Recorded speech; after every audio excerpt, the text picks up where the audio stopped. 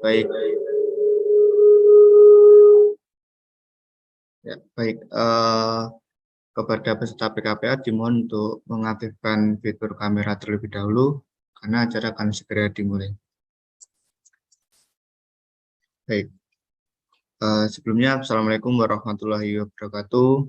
Salam, Om Swastiastu, Namo Buddhaya, salam kebajikan buat kita semua.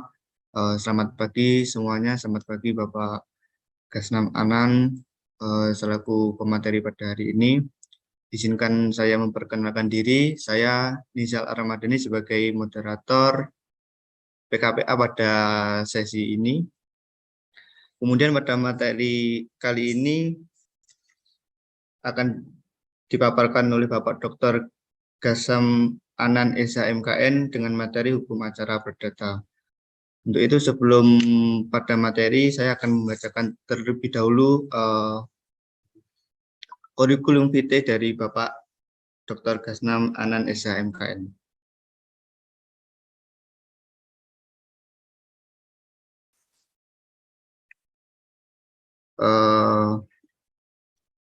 Riwayat pendidikan Bapak Gasnam Anan Esa MKN ini lulus pada 2005 pada Fakultas Hukum Universitas Tadulako Palu. Kemudian pada 2008 Magister Kenotariatan Fakultas Hukum Universitas Airlangga Surabaya. Kemudian pada 2013 mengambil Doktor Ilmu Hukum Fakultas Hukum Universitas Airlangga Surabaya. Untuk itu langsung saja pada materi pagi ini hukum acara perdata kepada Bapak Dr. Gasnam Anan Esa MKN, dipersilakan. Baik, terima kasih saudara moderator ya. Assalamualaikum warahmatullahi wabarakatuh.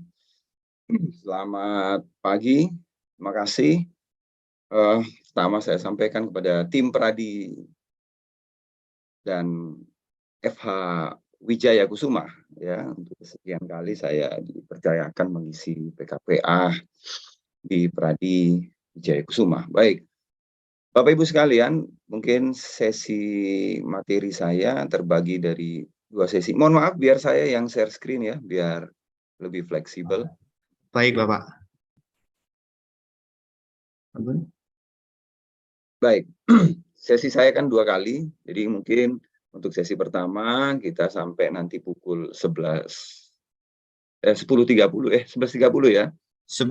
Untuk sesi pertama sampai pukul 10.30 ya. 10.30 ya. Baik, 10.30 lalu kemudian nanti dilanjutkan pukul 13.30. Baik, terima kasih. Saya langsung saja kita bicara tentang hukum acara perdata.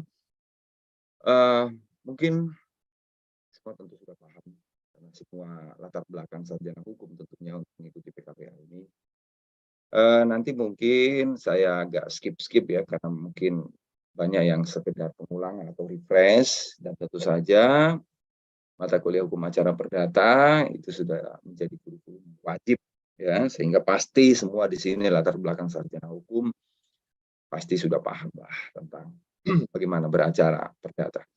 Nanti di sesi 10 menit atau 15 menit terakhir Pak moderator bisa mengingatkan saya kalau misalnya ada pertanyaan-pertanyaan bisa kita diskusikan pada sesi pertama ini di akhir-akhir. Baik, kita langsung saja. Apa pengertian atau definisi dari hukum acara? Bapak Ibu sekalian yang saya hormati, tentu kita tahu betul mengenai definisi dari hukum acara perdata itu dalam berbagai peraturan perundang-undangan tidak ya, atau tidak ada satupun peraturan perundang-undangan yang memberikan definisi apa yang disebut dengan acara perdata itu ya. Oleh karena itu dalam berbagai doktrin ya, pendapat para ahli ini kita bisa menemukan, kita bisa menarik apa sih yang dimaksud dengan hukum acara perdata itu. Seperti misalnya pendapatnya Prof. Sudikno ini, ya, guru besar UGM, acara perdata, beliau menyatakan bahwa hukum acara perdata adalah peraturan hukum yang mengatur bagaimana caranya menjamin ditaatinya hukum perdata materi. dengan perantara hakim. Dengan perkataan lain, hukum acara perdata adalah peraturan hukum yang menentukan bagaimana caranya menjamin pelaksanaan hukum perdata materi. Nah, jadi Bapak Ibu sekalian ya, dari Prof. Sukno, Ulan, Abdul Qadir, Susilo, dan lain-lain, kita bisa menarik suatu kesimpulan bahwa hukum acara perdata itu adalah hukum yang mengatur tentang tata cara atau prosedur penegakan hukum perdata material. Oleh karena itu, acara ini juga disebut sebagai hukum formil, ya, hukum formil. Jadi hukum yang mengatur tata cara atau prosedur penegakan hukum perdata material. Hanya disebut dengan hukum formil. Oke, ini saya skip. Saya kira teman-teman sudah paham betul bagaimana kedudukan badan peradilan kita, bagaimana kekuasaan kehakiman, dan seterusnya, termasuk adanya peradilan-peradilan khusus. Saya kira di sistem peradilan Indonesia sudah didiskusikan topik ini. Saya langsung saja. Dasar hukum. Bapak Ibu, sampai dengan hari ini tentu kita paham, kita belum punya undang-undang acara perdata. Ya, sampai dengan hari ini kita belum punya undang-undang acara perdata yang mengatur secara khusus mengenai hukum acara perdata itu.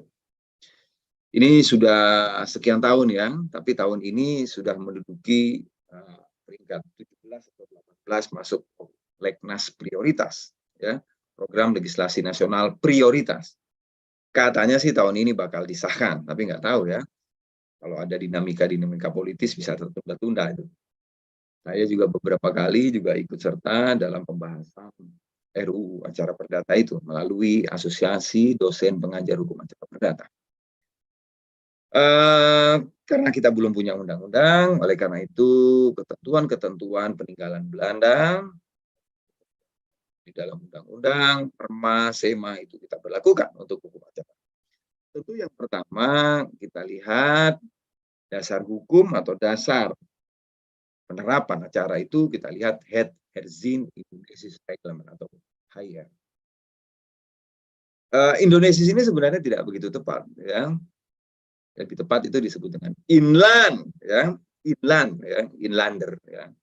Jadi Herzien Inland Reglement atau HIR ini adalah hukum acara yang diberlakukan untuk golongan pribumi pada saat itu, ya, yang berlaku untuk daerah Jawa dan nah, sedangkan untuk di luar wilayah Jawa dan Madura itu tentu kita menggunakan Res Reglement Bouwit-Westen atau RBG. Nah, ini nanti saya berkali-kali uji S2 bahkan S3 itu sering lupa-lupa nih apa itu HIR, apa itu RBG dan seterusnya.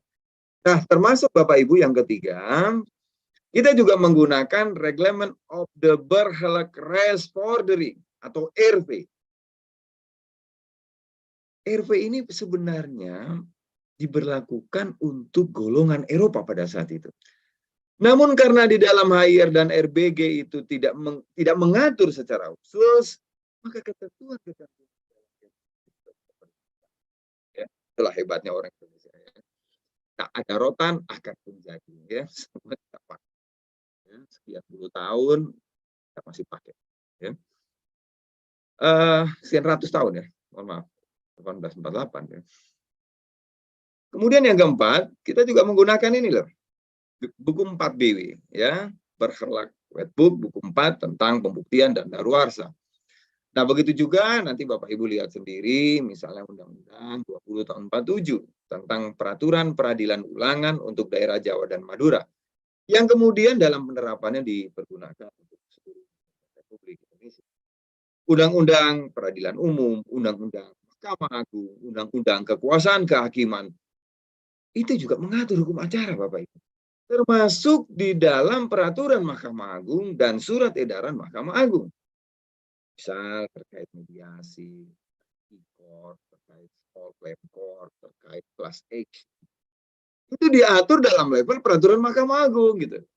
Nah, saya minta Bapak Ibu membaca ya, diingat-ingat kembali karena nanti di sini mungkin sebagian besar pengen jadi advokat, banyak bersentuhan dengan aspek-aspek praktis. tentu Bapak Ibu juga harus paham hierarki peraturan perundang-undangan dan kedudukan perma dan sema dalam tata peraturan perundang-undangan. Itu macam mana itu perma itu? Apakah perma itu mengikat gitu ya?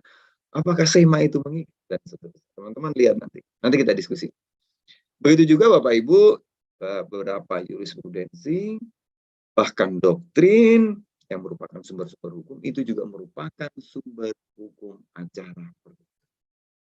Nah, karena begitu banyaknya ya, begitu tersebarnya peraturan yang mengatur tentang acara perdata itu banyak banget ya. Dari urutan sini aja ada 12 itu, belum lagi nanti varian-varian. Itulah yang menjadi hambatan. Ya, hambatan dalam memahami alur hukum acara itu. Ya.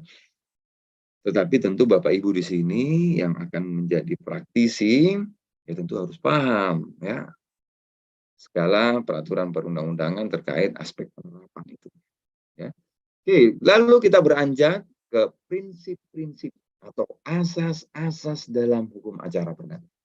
Ya, saya pilih yang menurut saya fundamental, ya, penting.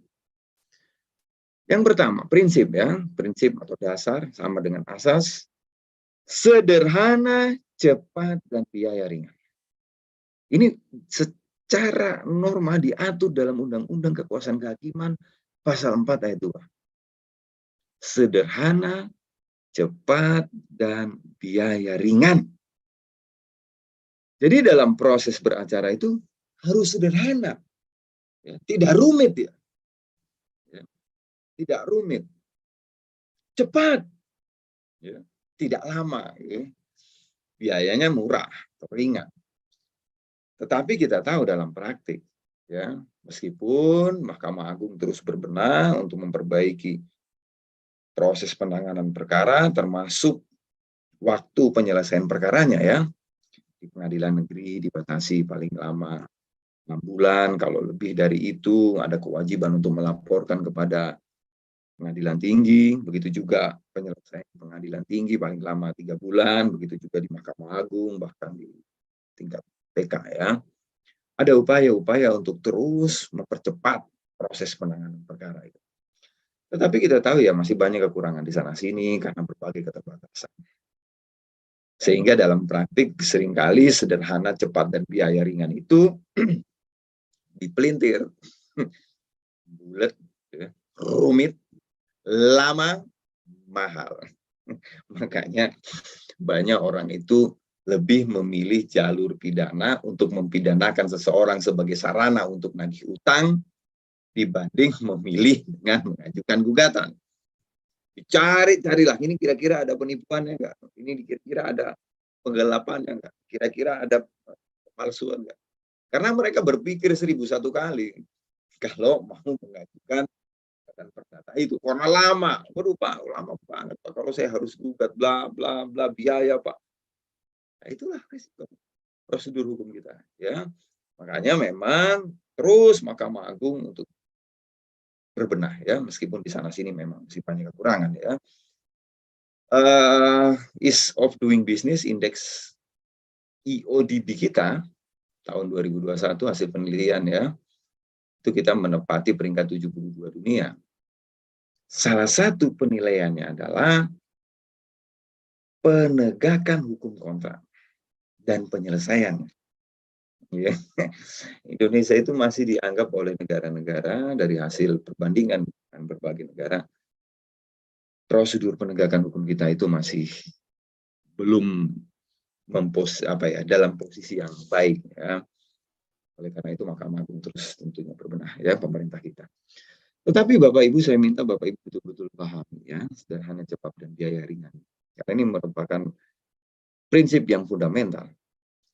Meskipun kemudian dalam berbagai tulisan ya, termasuk bimbingan saya sudah lulus Hakim Justisi Mahkamah Agung dalam disertasinya, dia bilang tidak cukup hanya sederhana, cepat, dan biaya ringan. Tetapi juga perkara perdata itu harus tuntas. Harus tuntas. Karena banyak kita tahu misalnya, perkara-perkara yang digugat berkali-kali, berulang-ulang. Atau mungkin ada beberapa perkara yang mungkin bisa diselesaikan pada tahap-tahap awal persidangan atau pada tingkat pertama. Kenapa harus menunggu banding, kasasi, atau PK? Contoh misalnya, eksepsi mengenai ketidakabsahan surat kuasa. Surat kuasanya dianggap cacat karena diberikan oleh orang yang tidak berwenang atau bersifat umum. Kita tahu ya. Sebenarnya peristiwa itu bisa diantisipasi di awal. Kalau misalnya, di dalam peradilan umum kita menganut atau menerapkan dismissal proses, pemeriksaan pendahuluan. Nah, ini mungkin setelah ini ada hukum acara TUN ya. Di dalam pengadilan TUN itu ada pemeriksaan pendahuluan, dismissal proses. Kan bisa aja tuh diperiksa di awal, loh ini kan surat kuasanya cacat. Kenapa sih harus nunggu putusan akhir, harus lewat berbulan-bulan, harus melewati pokok perkara? Kan berulang-ulang. Bahkan bisa dibanding, bisa dikasasi, dan seterusnya. Bahkan ada beberapa perkara itu PN kabul, banding kabul, kasasi kabul, menguatkan. PK di NU. Ini apa ini? Mudah-mudah. Ya.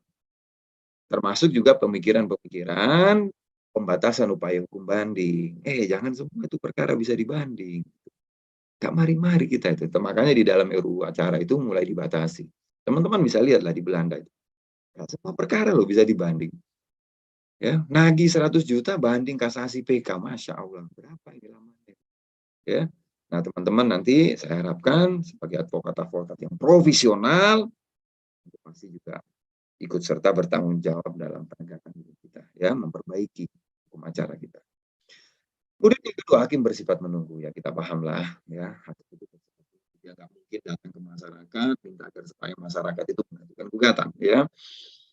Hakim bersifat pasif, ya, hakim itu tergantung pada bukti-bukti dan dalil-dalil para pihak. Ya. Nah, meskipun memang dalam beberapa posisi hakim itu bersifat aktif. Ya, misal dalam hal perbaikan gugatan di awal-awal persidangan, hakim itu bersifat aktif. Dia dapat memberikan saran kepada para pihak untuk memperbaiki. Ya, dan seterusnya. Yang keempat, sifat terbukanya persidangan. Oh iya. Fungsi terbukanya persidangan ini memang sebagai sarana kontrol masyarakat, ya. Cuman saya nggak terheran-heran dengan praktik di Indonesia, ya. Siaran persidangan dibuka secara live, ya, secara langsung di televisi. Di negara-negara lain tuh nggak boleh. Nggak boleh itu. Bahkan memfoto pun nggak sembarangan kita main foto di persidangan itu. Tapi di Indonesia terbuka. Ini hal khusus, Pak. Ya, biar sebagai sarana kontrol masyarakat, biar masyarakat paham dan seterusnya, ya terserah lah. Tapi menurut saya itu nggak tepat, ya. Hakim juga manusia. Hakim adalah badan yang merdeka, ya, mandiri, bisa diintervensi. Kamu bisa bayangin tuh, kalau kasus kemarin misalnya dia putus bebas tuh, atau kasus yang lagi rame TM ini, atau kasus Kanjuruhan, bisa terbakar itu, ya, demo yang berjilid-jilid itu, ya, intervensi sosial. Bayangin kalau mantan gubernur itu bebas. Padahal menurut saya bukti-bukti itu sangat bisa diperdebatkan, ya. Bayangin, ya, intervensi sosial kita ini. Udahlah, nggak tahu nanti hukum kita mau kemana, ya. Kemudian yang kelima, audi ad alteram partem. Ini teman-teman tentu harus paham bahwa hakim harus memberikan kesempatan yang sama kepada para pihak. Listening to the both sides. Jadi nggak bisa dia memberikan kesempatan lebih besar kepada pihak pertama dibanding pihak kedua, kan gitu. Dia harus memberikan kesempatan yang sama kepada penggugat maupun gugat. Kemudian aktor executor forum rei. Nanti kita diskusikan, ya, pengecualian-pengecualiannya. Bahwa gugatan itu harus ditujukan ke domisili tergugat. Tetapi nanti ada opsi-opsi pengecualiannya. Ius curia novit. Ya. Hakim dianggap tahu hukum. Ya hakim itu ahli hukum gitu ya. Ya makanya beberapa kawan-kawan dari Belanda, dari Jerman ya agak-agak kaget juga kalau ahli-ahli hukum ini dipanggil ke pengadilan gitu ya. Biasanya yang dipanggil ahli itu ya ahli forensik, kedokteran, perbankan, keuangan.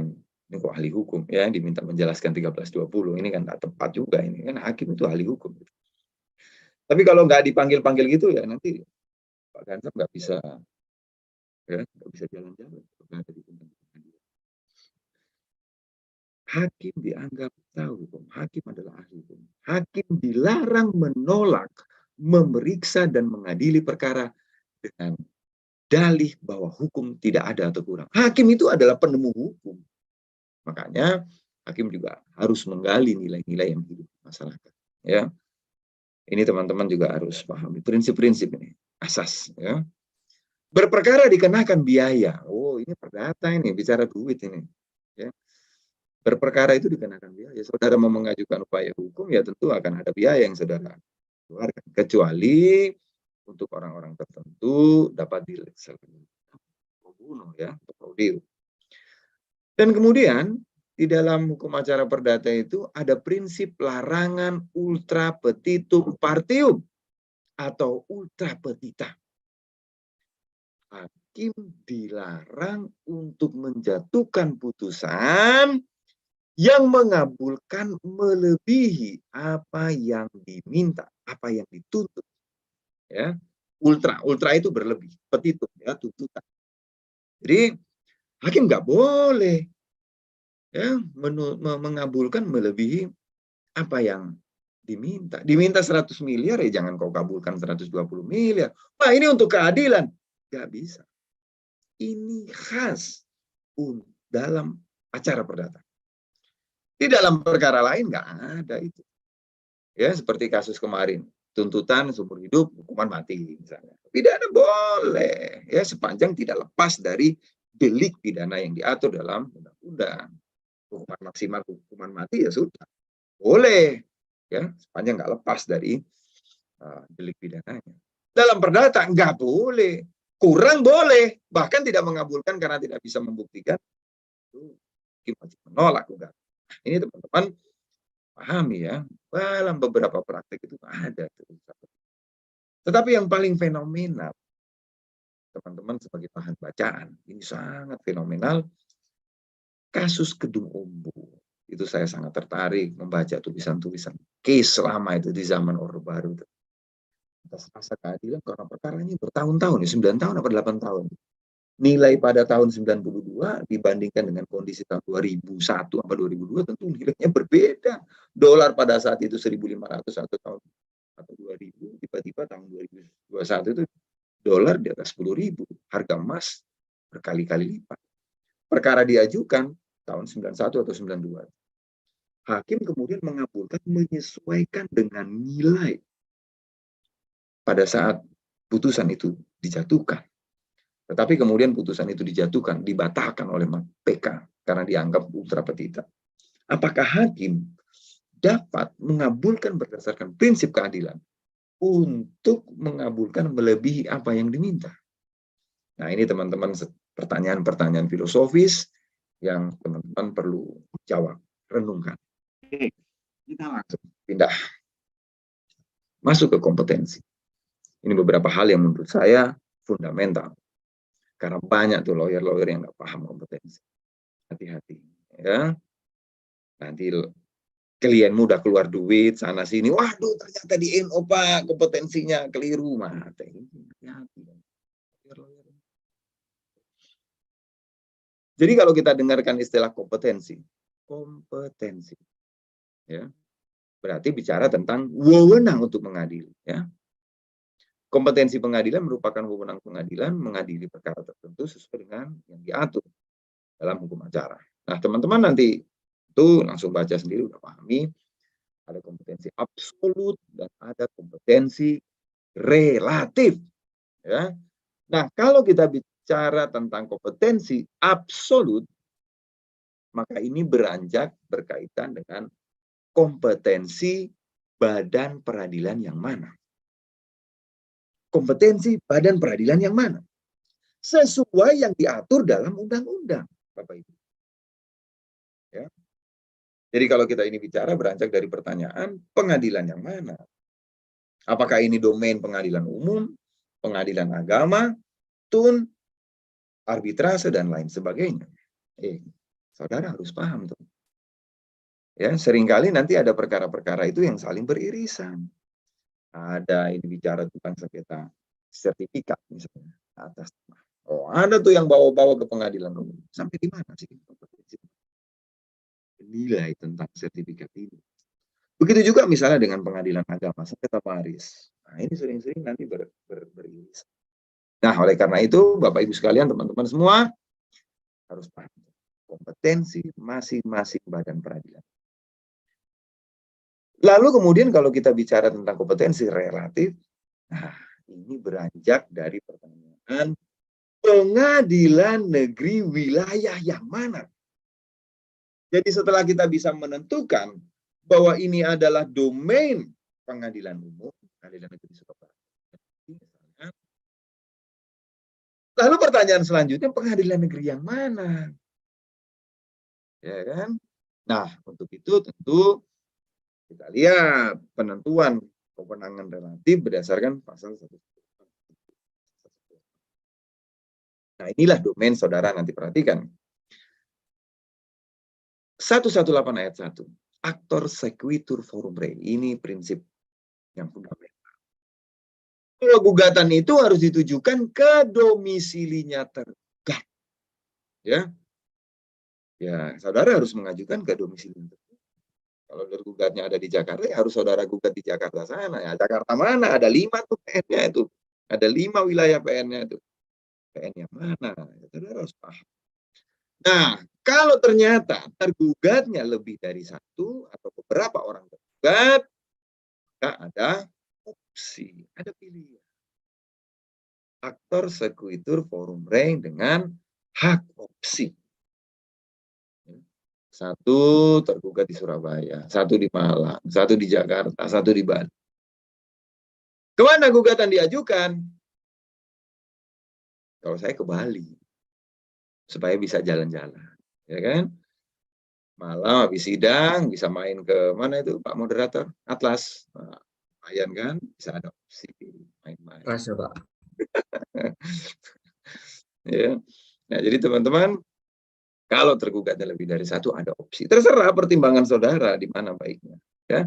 Nah, tetapi nanti hati-hati kalau di dalam perkara itu ada debitor prinsip, debitor pokok, ada penanggung. Nah, kalau dalam konteks ini maka tidak ada opsi. 118 ayat 2. Aktor sequitur forum rei tanpa opsi, tetapi berdasarkan tempat tinggal debitor prinsipal. Dalam hal para tergugat, salah satunya merupakan debitor pokok atau debitor prinsipal, sedangkan yang lainnya berkedudukan sebagai penjamin. Maka gugatan itu diajukan ke pengadilan negeri pada tempat tinggal debitor pokok atau prinsipal. Jadi kalau misalnya teman-teman sudah paham betul ya, tentu perjanjian penanggungan ya, atau mortoh, ada corporate garansi, ada personal garansi. Jadi kalau misalnya debitornya di Surabaya, penanggungnya di Malang. Kemana gugatan diajukan? Ya harus ke Surabaya. Ya, harus diajukan ke debitor. Meskipun penanggung itu adalah debitor juga ya, tapi dalam konteks hukum dia harus ditujukan ke debitor utama. Ya. Pahami konteks perjanjian penanggungan. Lalu kemudian PN di daerah hukum tempat tinggal tergugat apabila tempat tinggal atau kediaman tergugat itu tidak diketahui. Nah, ini yang banyak keliru nih. Forum resitae. Ini banyak yang keliru. Jadi Bapak Ibu sekalian, saudara baca nanti 118 ayat 3 ini. Jadi, apabila domisili tergugat itu tidak diketahui, maka gugatan itu harus ditujukan di letak benda tidak bergerak yang menjadi objek sengketa itu berada. Saya ulangi. Saudara pahami 118 ayat 3 itu secara keseluruhan. Apabila domisili tergugat tidak diketahui, sedang objek sengketa itu adalah benda tidak bergerak, termasuk tanah, maka gugatan itu harus ditujukan di tempat letak benda tidak bergerak itu ada. Sehingga kalau domisili tergugat diketahui, maka gugatan itu haruslah diajukan ke domisili tergugat. Jadi harus kita pakai 118 ayat 1. Saya punya beberapa pengalaman teman-teman ini gugatannya di NU karena dia tidak memahami secara utuh 118 ayat 3 ini. Ya, termasuk saudara bisa baca di Yahya Harahap itu, beliau sendiri berpendapat ada cabang itu. Lalu kemudian kompetensi relatif berdasarkan pemilihan domisili. Nah, kalau di dalam perjanjian para pihak itu sudah menentukan domisili pilihan, ya biasanya di pasal penyelesaian sengketa, ya apabila ayat 1 ya, bila mana terjadi sengketa terkait perkara ini ya terkait perjanjian ini, maka para pihak sepakat untuk musyawarah mufakat.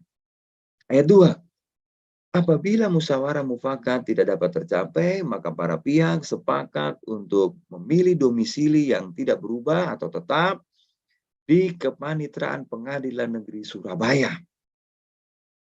Nah, oleh karena itu, kalau sudah ada pilihan domisili semacam itu, Bapak Ibu, tentu gugatan itu harus ditujukan ke domisili pilihan, sebagaimana yang telah diperjanjikan.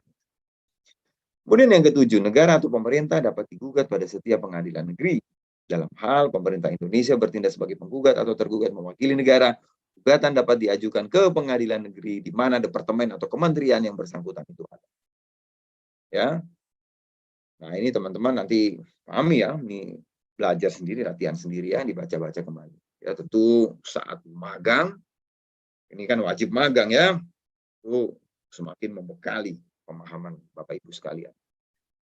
Oke, ini alur proses berperkara, harapannya setelah selesai PKPA ini udah matang banget ya, udah matang. Tentu di sini banyak hal-hal yang sifatnya mengingatkan. Bagaimana proses berperkara mulai dari pendaftaran gugatan, pembayaran biaya perkara dan seterusnya, kemudian masuk pada pemanggilan para pihak, ya teman-teman harus paham tuh kayak apa tuh pemanggilan. Lalu kemudian masuk pada sidang yang pertama. Sidang yang pertama itu apa? Ngapain itu? Ya, diperiksa tuh lengkap apa enggak. Lalu kemudian ada proses mediasi. Ya, proses mediasi. Wajib nih. Baru kemudian kalau tidak tercapai, gugatan dibacakan, baru kemudian dilanjutkan dengan jawab jinawab, gugatan, replik, duplik, baru kemudian masuk pada proses pembuktian. Nah ini jantungnya nih proses berperkara ini pembuktian. Hari ini saya sampai pada tahapan pembuktian ya. Untuk tahapan-tahapan lain nanti akan disampaikan oleh Pak Samron. Lalu kemudian masuk kesimpulan, putusan. Teman-teman pahami ini. Apa saja itu putusan, apa amarnya, dan seterusnya. Upaya hukum, banding, kasasi, PK. Baru nanti kemudian tahap eksekusi.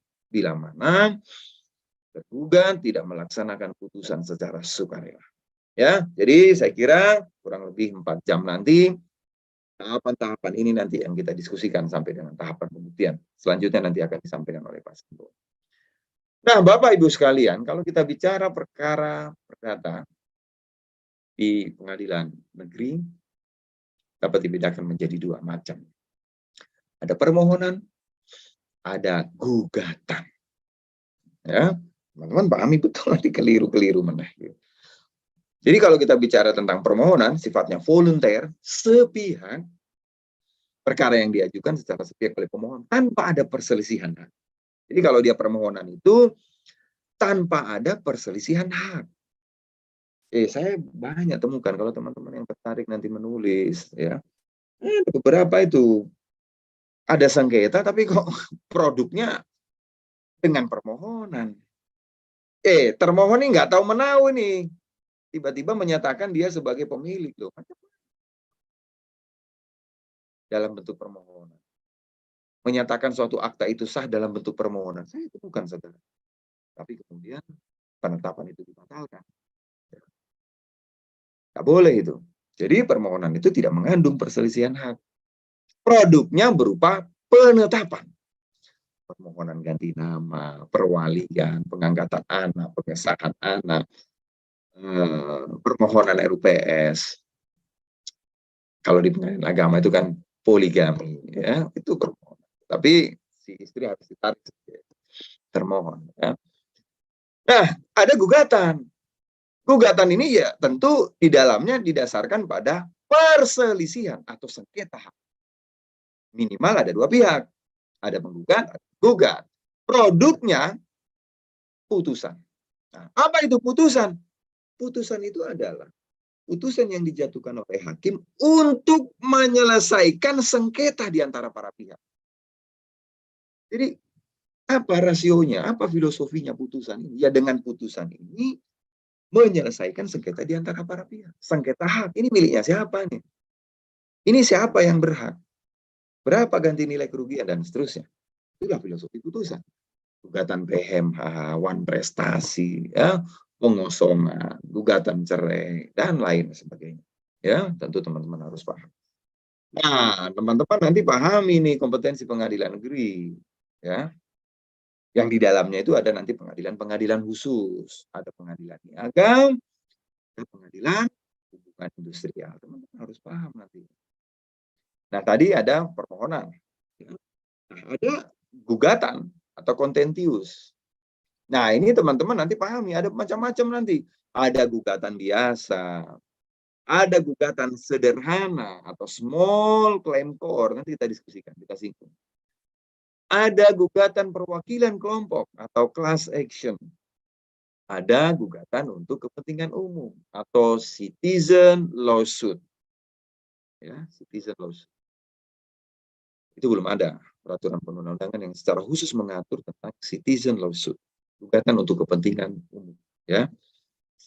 Nah, begitu juga Bapak Ibu, di dalam pengadilan negeri itu juga ada perkara-perkara keberatan atas putusan KPPU dahulu, ya. Jadi keberatan terhadap putusan Komisi Pengawas Persaingan Usaha itu sebenarnya kuasi pengadilan, ya. Dia punya kewenangan untuk mengadili dan menjatuhkan putusan, menghukum. Maka keberatan terhadap putusan KPPU itu dengan mengajukan gugatan batalan kepada pengadilan negeri. Sekarang itu domain pengadilan niaga. Sesuai dengan Undang-Undang Ciptaker, ya, yang sekarang sudah jadi Perpu itu, ya. Begitu juga di dalam SEMA 1 2021 dan Perma 3 2019. Nah, keberatan atau pembatalan terhadap putusan arbitrase. Jadi putusan arbitrase sifatnya final and binding, tetapi apabila memenuhi syarat-syarat tertentu, teman-teman perhati pasal 70, ya. Putusan arbitrase dapat dibatalkan oleh pengadilan negeri. Ya. Putusan BPSK, Badan Penyelesaian Sengketa Konsumen. Nah, begitu juga putusan BPSK. Keberatan terhadap putusan BPSK itu dapat diajukan pembatalan ke pengadilan. Begitu juga perkara-perkara partai politik. Nah, ini menjelang pemilu ini, ya. Nah, teman-teman nanti lihat, ya, dasar-dasar hukumnya. Nanti kita singgung-singgung, ya. Oke, kita masuk ke kuasa. Ini penting sekali, ya. Saya minta waktu 5-10 menit tentang kuasa. Kita review. Nah, dalam perkara perdata, Bapak Ibu sekalian, tidak ada kewajiban atau keharusan para pihak itu menggunakan kuasa. Tidak ada kewajiban. Berbeda kalau saudara bandingkan dengan model RV, ya. Para pihak boleh saja hadir sendiri, mengajukan gugatan atau jawaban berperkara sendiri.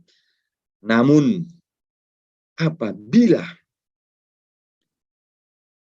hendak diwakili oleh kuasa, maka tentu kuasanya harus bersifat kuasa khusus. Nah, siapa-siapa saja yang dapat menjadi kuasa, enggak semua. Apakah kita di sini yang ada di ruang Zoom ini berhak atau berwenang untuk menjadi kuasa di pengadilan? Kita lihat dulu, ya. Yang pertama, apakah kita advokat? Ya, tentu berdasarkan Undang-Undang 18 tahun 2003. Advokat, ya, dia memang punya profesinya. Jaksa, Bapak Ibu, ya, perkara-perkara terkait sebagai kuasa wakil negara atau pemerintah. Banyak nih BUMN, BUMD, itu sekarang juga bidang perdata, ya. Biro hukum atau pemerintah, TNI, kejaksaan, ya, terkait institusinya. Pengurus atau karyawannya, ya boleh dengan surat kuasa atau surat penugasan dari direksinya atau direkturnya.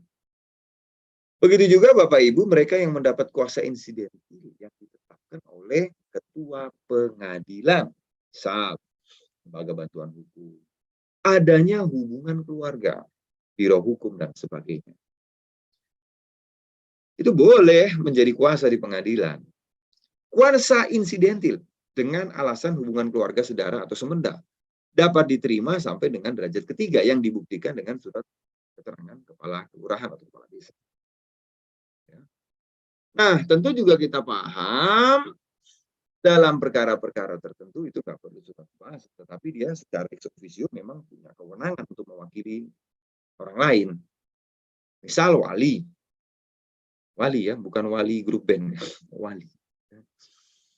Wali tentu kita paham pasal 51 Undang-Undang Perkawinan.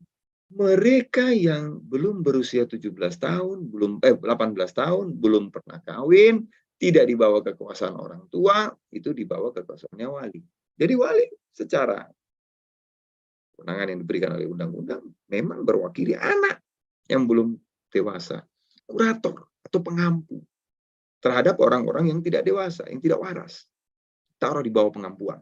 Teman-teman lihat ya, ini juga banyak ya, beberapa waktu terakhir ini banyak orang kurang sehat akal pikirannya, penyakit sudah macam-macam, banyak tuh orang-orang ditaruh di bawah pengampuan yang ternyata kemudian proses pengampuannya itu dipersoalkan terkait pembuktiannya, terkait siapa yang dapat mengajukan pengampuan dan lain-lain. Teman-teman pahami. Syarat dan prosedur pengampuan. Banyak ini kulihat juga masalah-masalah. Begitu juga ya orang tua terhadap anak yang belum dewasa. Ya tentu saja ya orang tua. Balai Perharta Peninggalan, begitu juga direksi atau pengurus badan hukum, pengurus yayasan, ya tentu dia organ-organ pengurus, dialah organ-organ yang memiliki kewenangan untuk mewakili suatu badan hukum. Nah, tentu Bapak Ibu, apabila kita menunjuk surat kuasa dalam bentuk surat kuasa khusus. Hati-hati. Jangan malu ya. Surat kuasamu nggak karu-karuan. Memang ada Pak. Berkali-kali. Terakhir sebulanan yang lewat ya. Kuasanya bermasalah. Akhirnya putusan arbitrase dibatalkan. Karena memang kuasanya cacat. Teman-teman, saya mohon dengan sangat, mungkin di akhir sesi PKPA ini ada latihan, tentu saudara harus bisa bikin surat kuasa. Tutup mata itu harus bisa bikin kuasa ya. Karena hubungan advokat dengan kliennya itu diawali dengan pemberian kuasa. Saudara mau jadi advokat nggak bisa bikin kuasa, wah udah bubar aja ya. Teman-teman pahami betul nanti. Tentu harus surat kuasa khusus sebagaimana diatur pasal 123 ayat 1. HIR. Nah, secara umum teman-teman juga harus pahami ya, ada kuasa khusus apa itu, kuasa umum itu apa, ya, bagaimana bentuknya. Apa kewajiban pemberi kuasa, apa kewajiban penerima kuasa, nanti dibaca sendiri ya. Ada hak retensi dan lain-lain. Teman-teman nanti baca sendiri. Tolong nanti dipahami sekali. Banyak kali itu akhirnya klien sama advokat akhirnya ribut, saling gugat-menggugat. Kan kasihan ya. Awalnya mesra-mesra baik-baik. Ujung-ujungnya nanti rame-rame. Ya, teman-teman pahami baik-baik ya. Nah, bicara tentang surat kuasa khusus, teman-teman lihat pasal 123 ayat 1 HIR dan pedomannya di dalam SEMA 694. Yang pertama, menyebutkan dengan jelas dan spesifik surat kuasa untuk berperan di pengadilan. Yang kedua, menyebut kompetensi relatif. Nah, nanti kita lihat ya contohnya ya. Hati-hati, jangan cuma cukup hanya menunjuk pengadilan. Kita harus menunjuk pengadilan yang mana. Gitu. Menyebutkan identitas dan kedudukan para pihak, dan menyebut secara ringkas dan konkret pokok dan objek sengketa yang diperkarakan. Nah, begitu juga teman-teman perhatikan kalau ada surat kuasa yang dibuat di luar negeri. Ya, ada kewajiban untuk dilegalisasi atau didaftarkan. Teman-teman lihat. Nah, khusus untuk surat kuasa saudara juga perhatikan SEMA 7 tahun 2012. Ya, ini ada pengaturan mengingat ya. SEMA 7 2012 ini mengingatkan. Teman-teman lihat ya. Tentang surat kuasa yang telah menyebut untuk digunakan dari tingkat pertama sampai tingkat kasasi dan PK disepakati bla bla bla. Nah, tapi khusus nih, saya pengen ingatkan huruf I ini. Kamar Perdata angka 1, huruf I ini. Surat kuasa dengan cap jempol harus dilegalisasi di hadapan pejabat umum untuk Jawa dan Madura, notaris atau hakim KPN, dan untuk luar Jawa oleh notaris atau panitra. Saya kemarin menemukan beberapa perkara di mana klien ini sakit stroke ya. Kita semoga dijauhkan penyakit-penyakit kemudian, lalu sehat, sakit stroke, nggak bisa tanda tangan. Lalu kemudian apa? Ya tentu pakai cap jempol. Ternyata cap jempolnya ini ketika didaftarkan, diterima aja, jalan terus. Nah, begitu sampai pokok perkara, baru mulai dipersoalkan ini. Pak, surat kuasanya itu tidak ada legalisasi atau pernyataan di hadapan notaris atau panitra atau hakim. Dipersoalkan ya. Karena menurut SEMA 7 2012 ini pengaturannya. Nah, Bapak Ibu, tentu nanti kita masuk tahap pembuktian ya, legalisasi ya.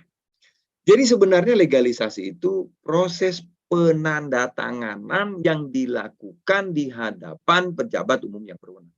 Jadi draftnya itu sudah ada, tetapi kemudian penandatanganan termasuk notaris. Jadi nanti periksa ya 1874 huruf A. Itu sebenarnya untuk memastikan bahwa memang betul pemberi kuasa itu memberikan kuasa kepada penerima kuasa. Jadi karena itu dilakukan penandatanganan di hadapan pejabat umum, maka pasti kebenaran identitas dan pasti kebenaran tanda tangan itu. Ya, sekalipun memang dapat dipersoalkan kalau memang dapat dibuktikan palsu. Tapi karena itu di hadapan pejabat umum, ya harus dianggap benar. Nah, itulah rasio kenapa pengadilan mensyaratkan kalau ini tanda tangannya dilakukan dengan jempol atau sidik jari, ya jangan sampai orang lagi tidur tiba-tiba ini kok ada duit tagihannya kok nggak digugat-gugat ya, biar saya aja yang gugat gitu kan, karena dia harus punya legal standing. Udah dah, lagi tidur kebetulan langsung aja cetek, udah kalian berperkara. Padahal ternyata cap jempolnya tidak diberikan secara bebas gitu ya. Makanya dipersyaratkan harus ada legalisasi. Teman-teman nanti perhatikan. Nah, unsur surat kuasa, teman-teman lihat ada kepala surat, ada identitas dan pemberi dan penerima, unsur kekhususan dari surat kuasa. Jadi harus surat kuasa khusus tuh ya. Meliputi jenis perkara, ya, objek perkara, nomor perkara kalau sudah ada, kedudukan pemberi kuasa, identitas pihak lawan, pengadilan yang memeriksa, tindakan-tindakan yang dikuasakan kepada penerima kuasa, tanda tangan pemberi kuasa, dan materi. Ada hak substitusi ya, teman-teman nanti baca apa hak substitusi, retensi, dan lain-lain. Teman-teman baca sendiri nanti. Set. Nah, ini contoh sederhana. Ya, jadi teman-teman nanti perhatikan betul ya, yang bertanda tangan di bawah ini, identitasnya siapa, nama dan alamat, tempat kedudukan. Dengan ini memberi kuasa kepada namanya dituliskan, advokatnya khusus untuk dan atas nama pemberi kuasa mewakili sepenuhnya sebagai penggugat dalam perkara perdata nomor sekian-sekian. Kalau sudah ada nomor ya, kalau ini pengajuan gugatan tentu benar. Melawan, harus disebutkan tuh pihak lawan siapa gitu. Nama, alamatnya, bla bla bla sebagai tergugat di Pengadilan Negeri Surabaya. Jadi harus juga menyebutkan kompetensi relatifnya. Untuk itu penerima kuasa mempunyai kewenangan bla bla bla bla bla bla bla bla.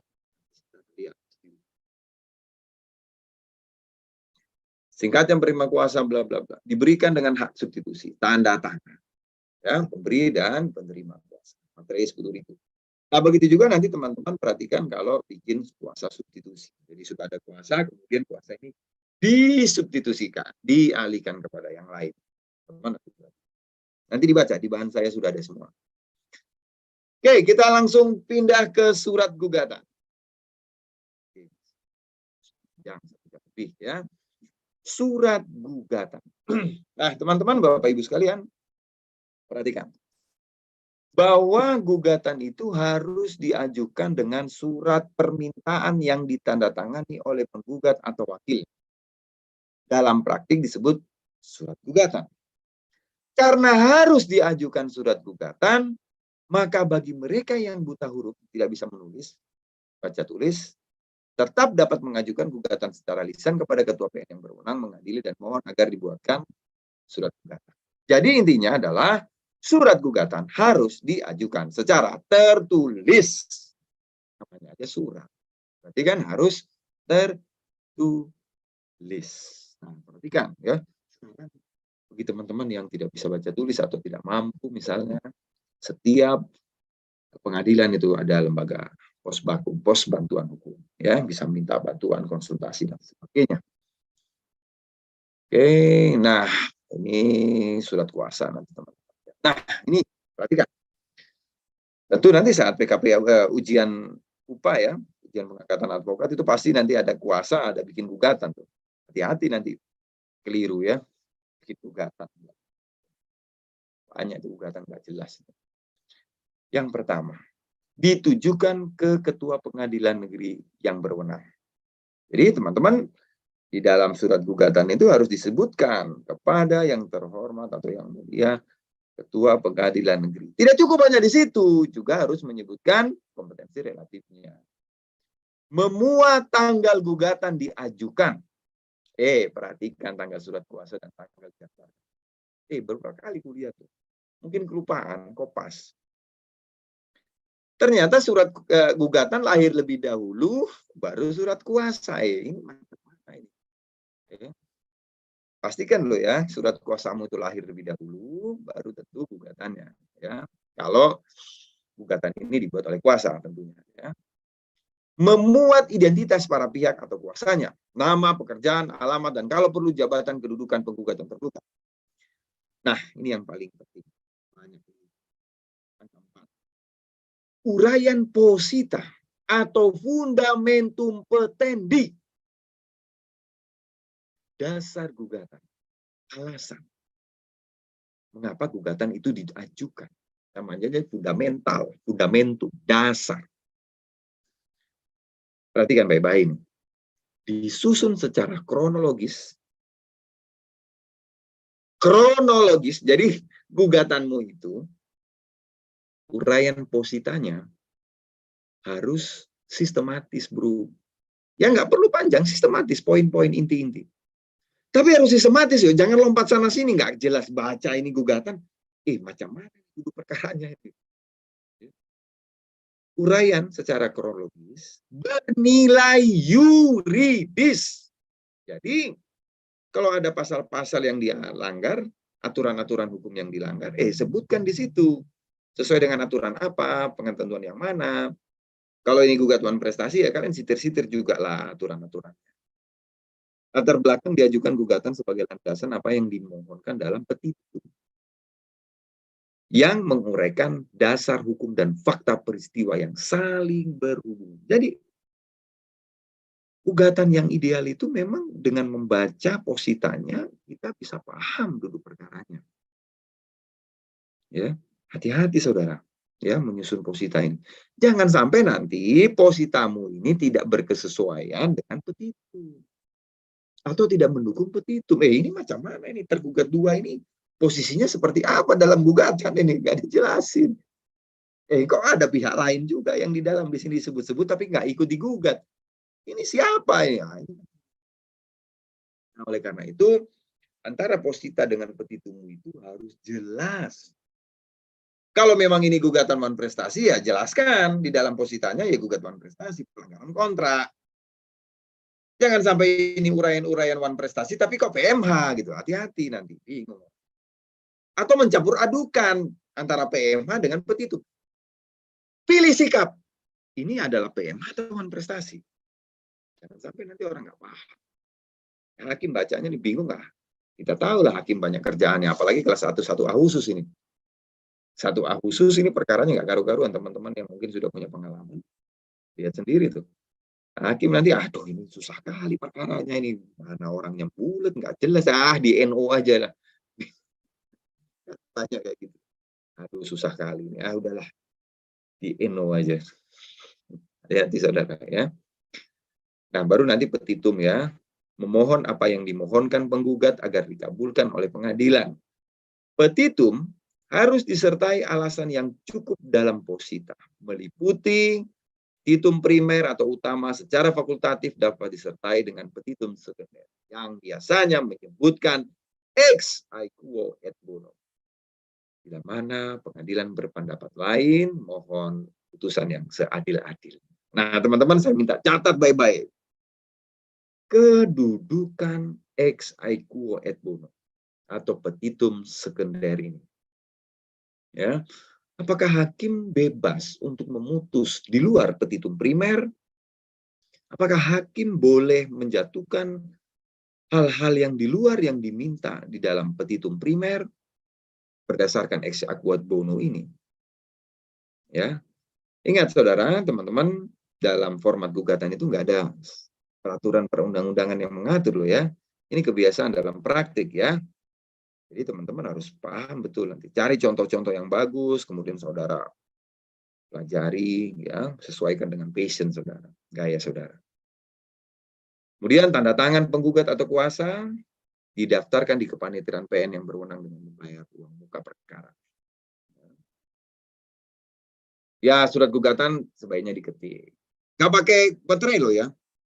Pernah tuh sumpah sekali saya temukan pakai materai. Ini macam mana nih?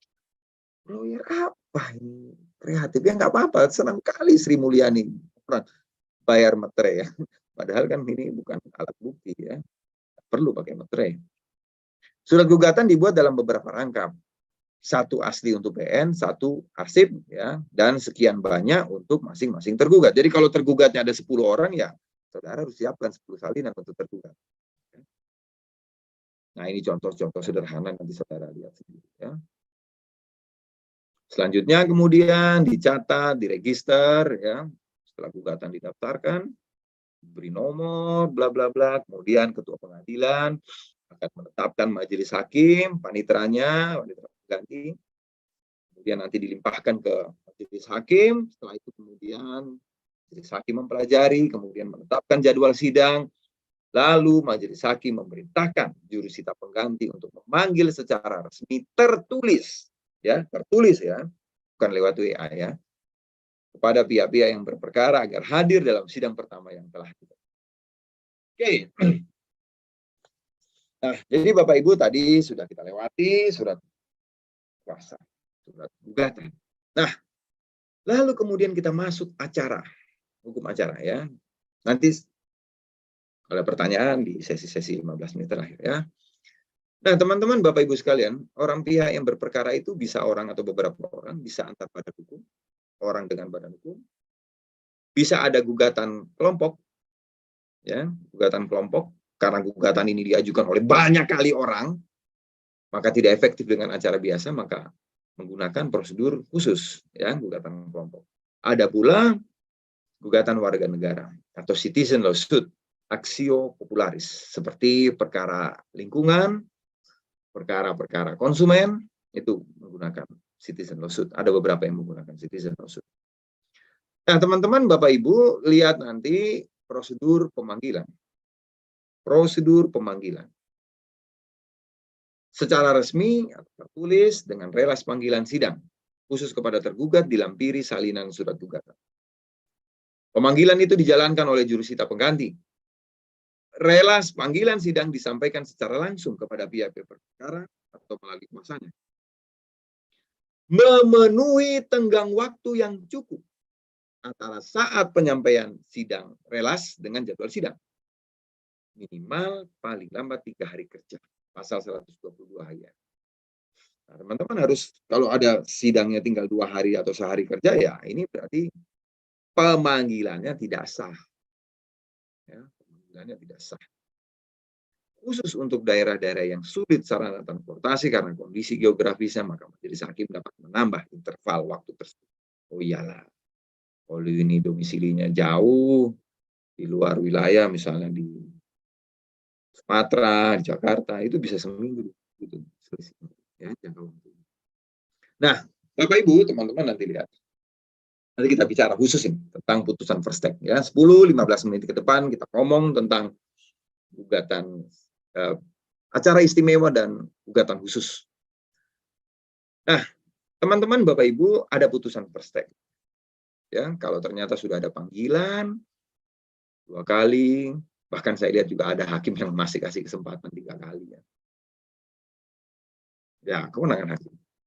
Lalu kemudian tidak dihadiri oleh penggugat atau tergugat atau kuasanya, maka hakim akan menjatuhkan putusan first take. Putusan yang dijatuhkan tanpa kehadiran penggugat atau tergugat. Nah, first take kepada penggugat. Bila penggugat tidak hadir pada sidang yang ditentukan tanpa alasan yang sah, maka hakim berwenang memutus perkara tanpa hadirnya penggugat. Jadi justru penggugatnya yang nggak hadir. Wah, ada banyak tuh. Membebaskan tergugat dari perkara tersebut menghukum. Penggugat tidak dapat melakukan verset banding maupun kasasi. Nanti kita lihat ya. Nah, jadi Bapak Ibu, ada beberapa kemungkinan dalam sidang pertama. Ya. Ada penggugat kuasa tergugat juga hadir. Ada penggugat atau kuasanya hadir sedangkan tergugat tidak hadir. Ada mungkin penggugatnya tidak hadir, tergugatnya hadir, atau dua-duanya nggak hadir. Ya. Ada beberapa opsi yang mungkin terjadi. Nah, apabila penggugat atau kuasanya hadir dan tergugat atau kuasanya juga hadir, ya masing-masing semuanya dalam. Maka tentu tahapan selanjutnya ya diperiksa identitas, ya, nama, pekerjaan. Kalau ada kuasa diperiksa kuasa. Ini pemeriksaan. Menanyakan apakah telah menerima secara resmi, ya. Menanyakan apakah tergugat sudah mengerti isi gugatan. Wah, ini nggak ngerti nih, wah, apa itu nggak ada gugatannya, bla bla bla. Kemudian dilanjutkan dengan upaya mendamaikan. Ya. Wajib didamaikan. Nanti kita setelah ini ngomong tentang mediasi. Jadi nggak bisa langsung memberikan kesempatan dengan mengajukan jawaban. Oh, saya nggak mau mediasi, udah sadu-kadu benci, marah saya. Utang nggak dibayar-bayar. Saya nggak mau mediasi, pokoknya sikat terus, lanjut terus, nggak bisa. Hakim wajib untuk menunda persidangan dan memerintahkan para pihak untuk menentukan mediasi. Ya, nanti kita diskusikan. Nah, kemudian opsi yang kedua, kemungkinan yang alternatif situasi yang kedua. Apabila penggugat atau kuasanya hadir, sedangkan tergugat atau kuasanya tidak hadir tanpa alasan yang sah atau tidak mengirimkan surat tentang alasan ketidakhadirannya, maka hakim memiliki dua opsi. Yakni memerintahkan agar tergugat atau kuasanya dipanggil lagi sesuai dengan prosedur, atau pemeriksaan perkara dilanjutkan meski tanpa kehadiran tergugat atau kuasanya, dan atas perkara tersebut dapat dijatuhkan putusan first take. Kemudian sepihak bisa dijatuhkan putusan first take.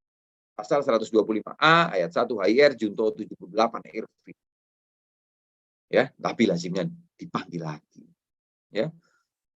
Apabila digunakan opsi 2A, ternyata penggugat atau kuasanya hadir, tergugat juga hadir, dipanggil, maka kemudian proses perdamaian.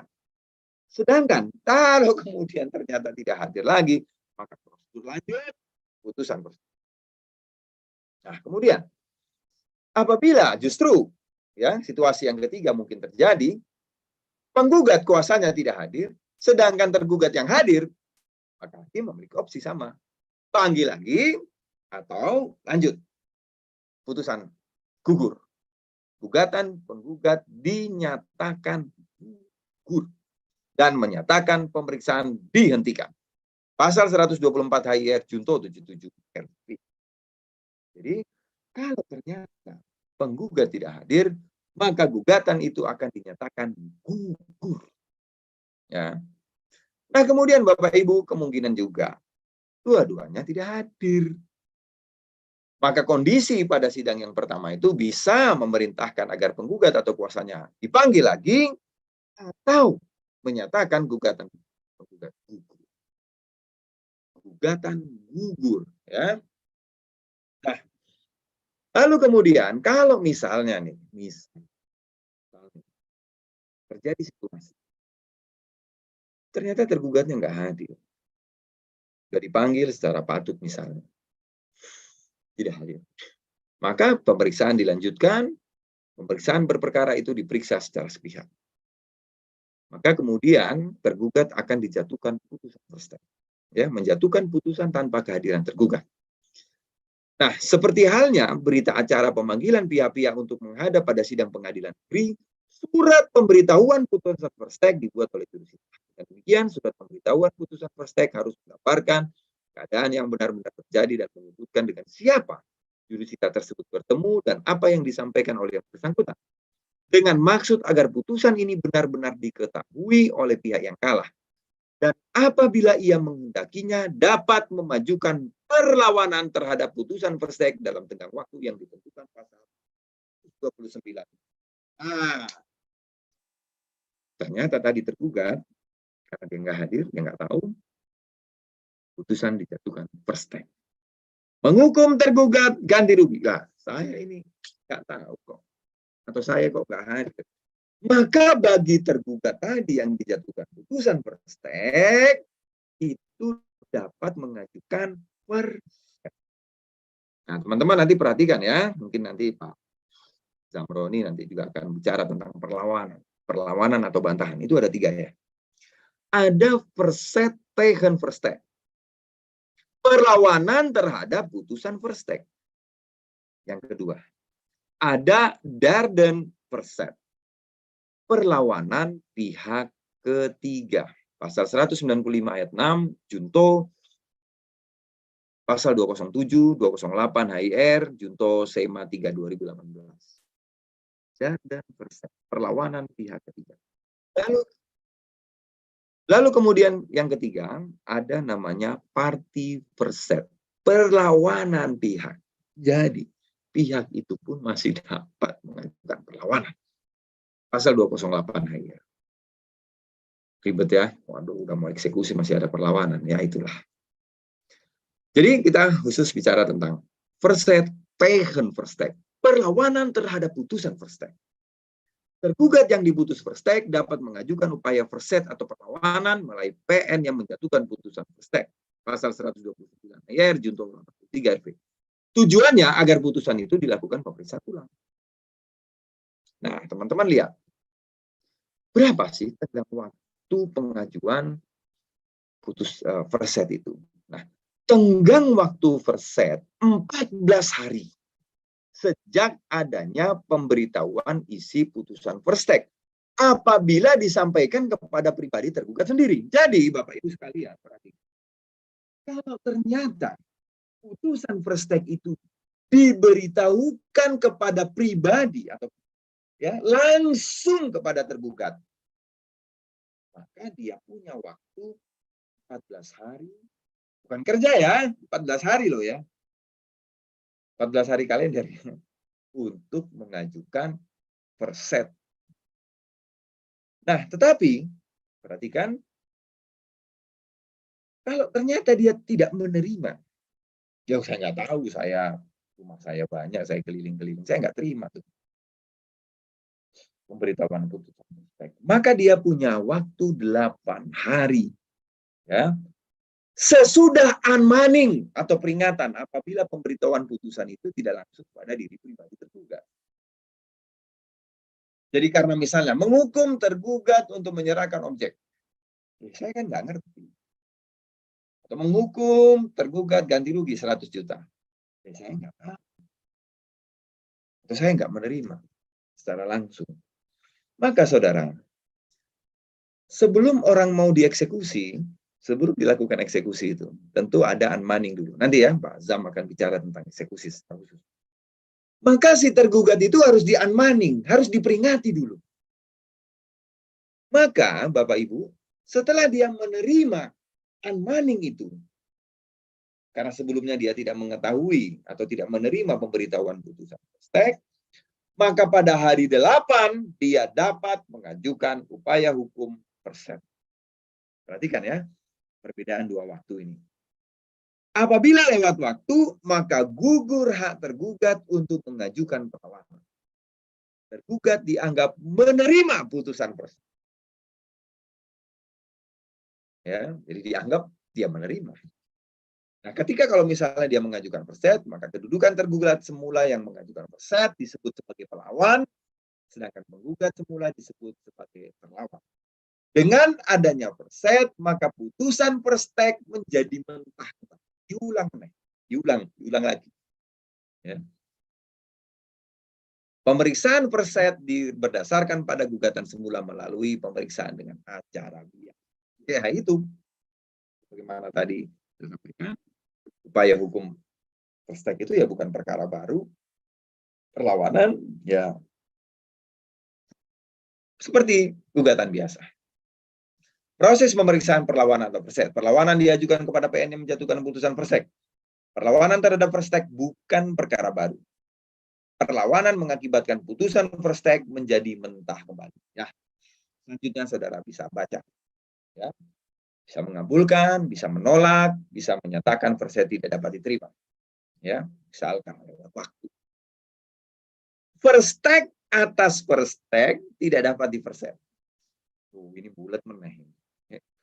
Jadi kalau misalnya tadi tergugat atau pelawan itu mengajukan perlawanan, kemudian dia nggak hadir lagi, itu dia akan dipersek. Maka terhadap hal tersebut tidak dapat diajukan Perstek yang kedua kali. Ya. Apabila tergugat atau pelawan yang mengajukan Perstek ternyata tidak hadir dalam sidang, meskipun telah dipanggil dengan patut, maka PN dapat menjatuhkan putusan Perstek yang kedua kalinya. Atas putusan Perstek yang kedua kalinya tersebut tidak dapat diajukan Perstek lagi. Pasal 129 ayat 5. Oke, Bapak Ibu. Ini nanti dibaca dulu.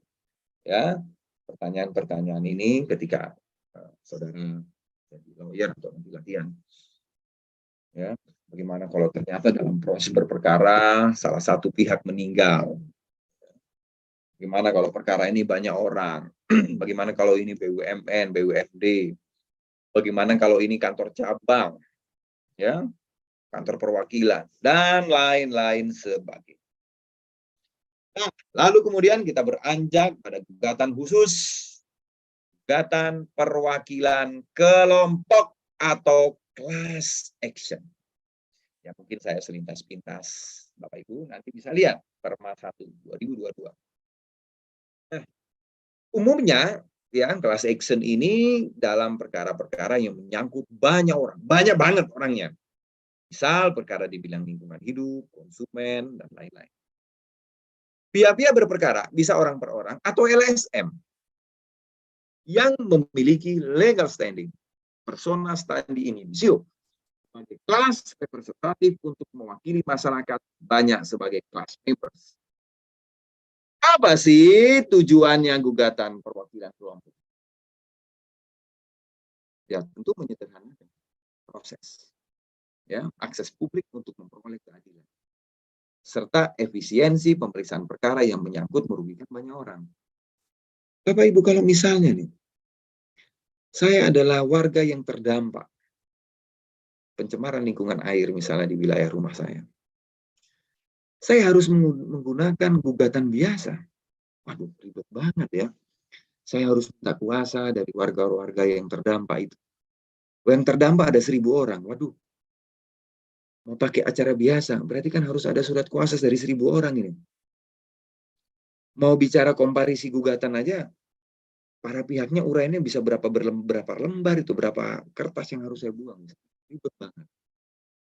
Kalau harus dengan menggunakan acara biasa. Nah, oleh karena itu, karena ini menyangkut banyak orang, maka prosedurnya juga ditentukan secara khusus. Perwakilan kelompok itu, jadi ada orang yang mewakili kelompok. Namanya aja gugatan perwakilan kelompok. Jadi ada orang yang mewakili orang banyak sebagai perwakilan. Perwakilan kelompok itu bertindak mengajukan gugatan. Tidak hanya untuk dan atas nama mereka sendiri. Jadi dia mengatasnamakan dirinya sendiri. Tetapi sekaligus untuk dan atas nama kelompok yang mereka wakili tanpa memerlukan surat kuasa dari kelompok. Kita tahu tadi surat kuasa apabila mau diwakili kan harus pakai surat kuasa itu. Tapi dalam class action itu nggak ada kuasa. Namun, nah ini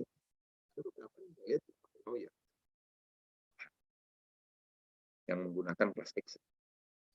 Apabila kelas representatif bermaksud untuk memberikan kuasa kepada advokat, maka harus ada surat kuasa khusus. Seluruh anggota kelompok dengan wakil kelompok terdapat kesamaan fakta atau dasar hukum yang melahirkan kesamaan kepentingan, common interest. Kesamaan penderitaan. Dan apa yang dituntut memenuhi syarat untuk kemanfaatan bagi seluruh anggota. Nah, teman-teman perhatikan. Syarat untuk menjadi perwakilan kelompok itu ada kesamaan kepentingan dan kesamaan penderitaan. Serta nanti tuntutan itu bermanfaat untuk seluruh anggota kelompok. Nanti kita lihat syarat-syaratnya. Nah, Bapak Ibu langsung harapan saya langsung download saja Perma 1 2022. Ya, teman-teman simpan di tabletnya, di komputernya, di HP-nya upaya bisa paham. Ya, gadget-gadget kita diisi dengan aturan-aturan lain, buku-buku, e-book dan lain-lain ya. Jangan isinya TikTok aja ya. Video-video koleksi kebaya merah lah ya, nggak apa-apa lah. Ya. Nah, Bapak Ibu sekalian, perma kita itu menggunakan istilah gugatan perwakilan kelompok. Ya. Dengan acara gugatan perwakilan kelompok, representative action. Yakni suatu tata cara pengajuan gugatan yang dilakukan satu orang atau lebih. Orang itu bertindak mewakili anggota kelompok untuk diri sendiri dan sekaligus mewakili anggota kelompok yang jumlahnya banyak. Antara yang mewakili kelompok dengan anggota kelompok yang diwakili memiliki kesamaan fakta atau dasar hukum. Nah, jadi syarat formil class action atau gugatan perwakilan kelompok itu yang pertama, ada kelompok. Ya, ada kelompoknya. Warga apa, ya, RT berapa, warga berapa. Harus ada kelompoknya.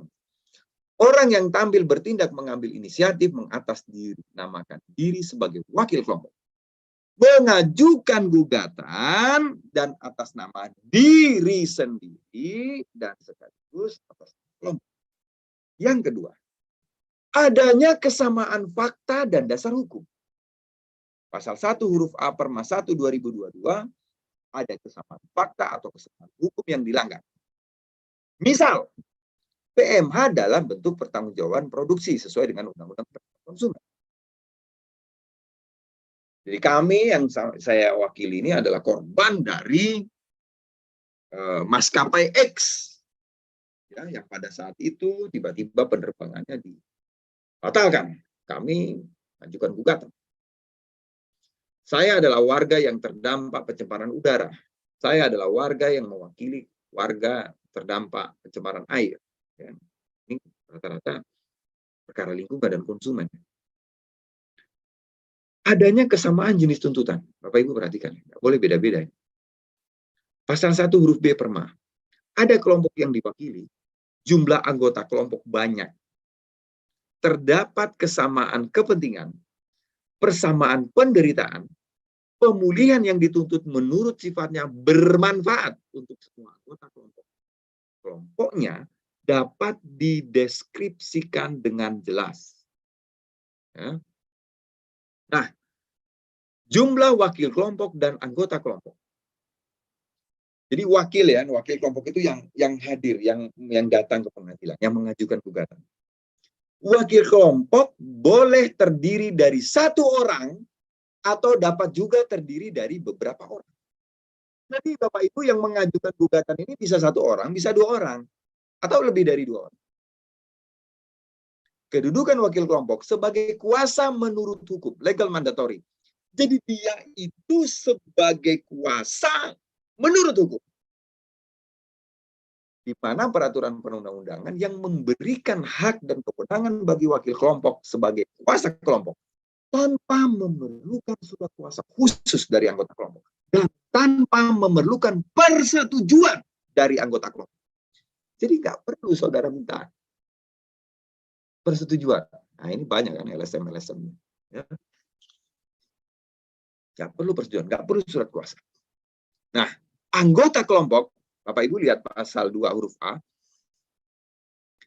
jumlah anggota kelompok sedemikian banyak sehingga tidak efektif dan efisien apabila gugatan dilakukan secara sendiri-sendiri atau secara bersama-sama dalam gugatan. Jadi Bapak Ibu, syaratnya anggota kelompoknya itu banyak. Berapa banyak? Gak diatur dalam berbagai peraturan perundang-undangan. Ya, gak diatur berapa itu definisi banyak. Apakah 10, apakah 20, apakah 100, apakah 1000.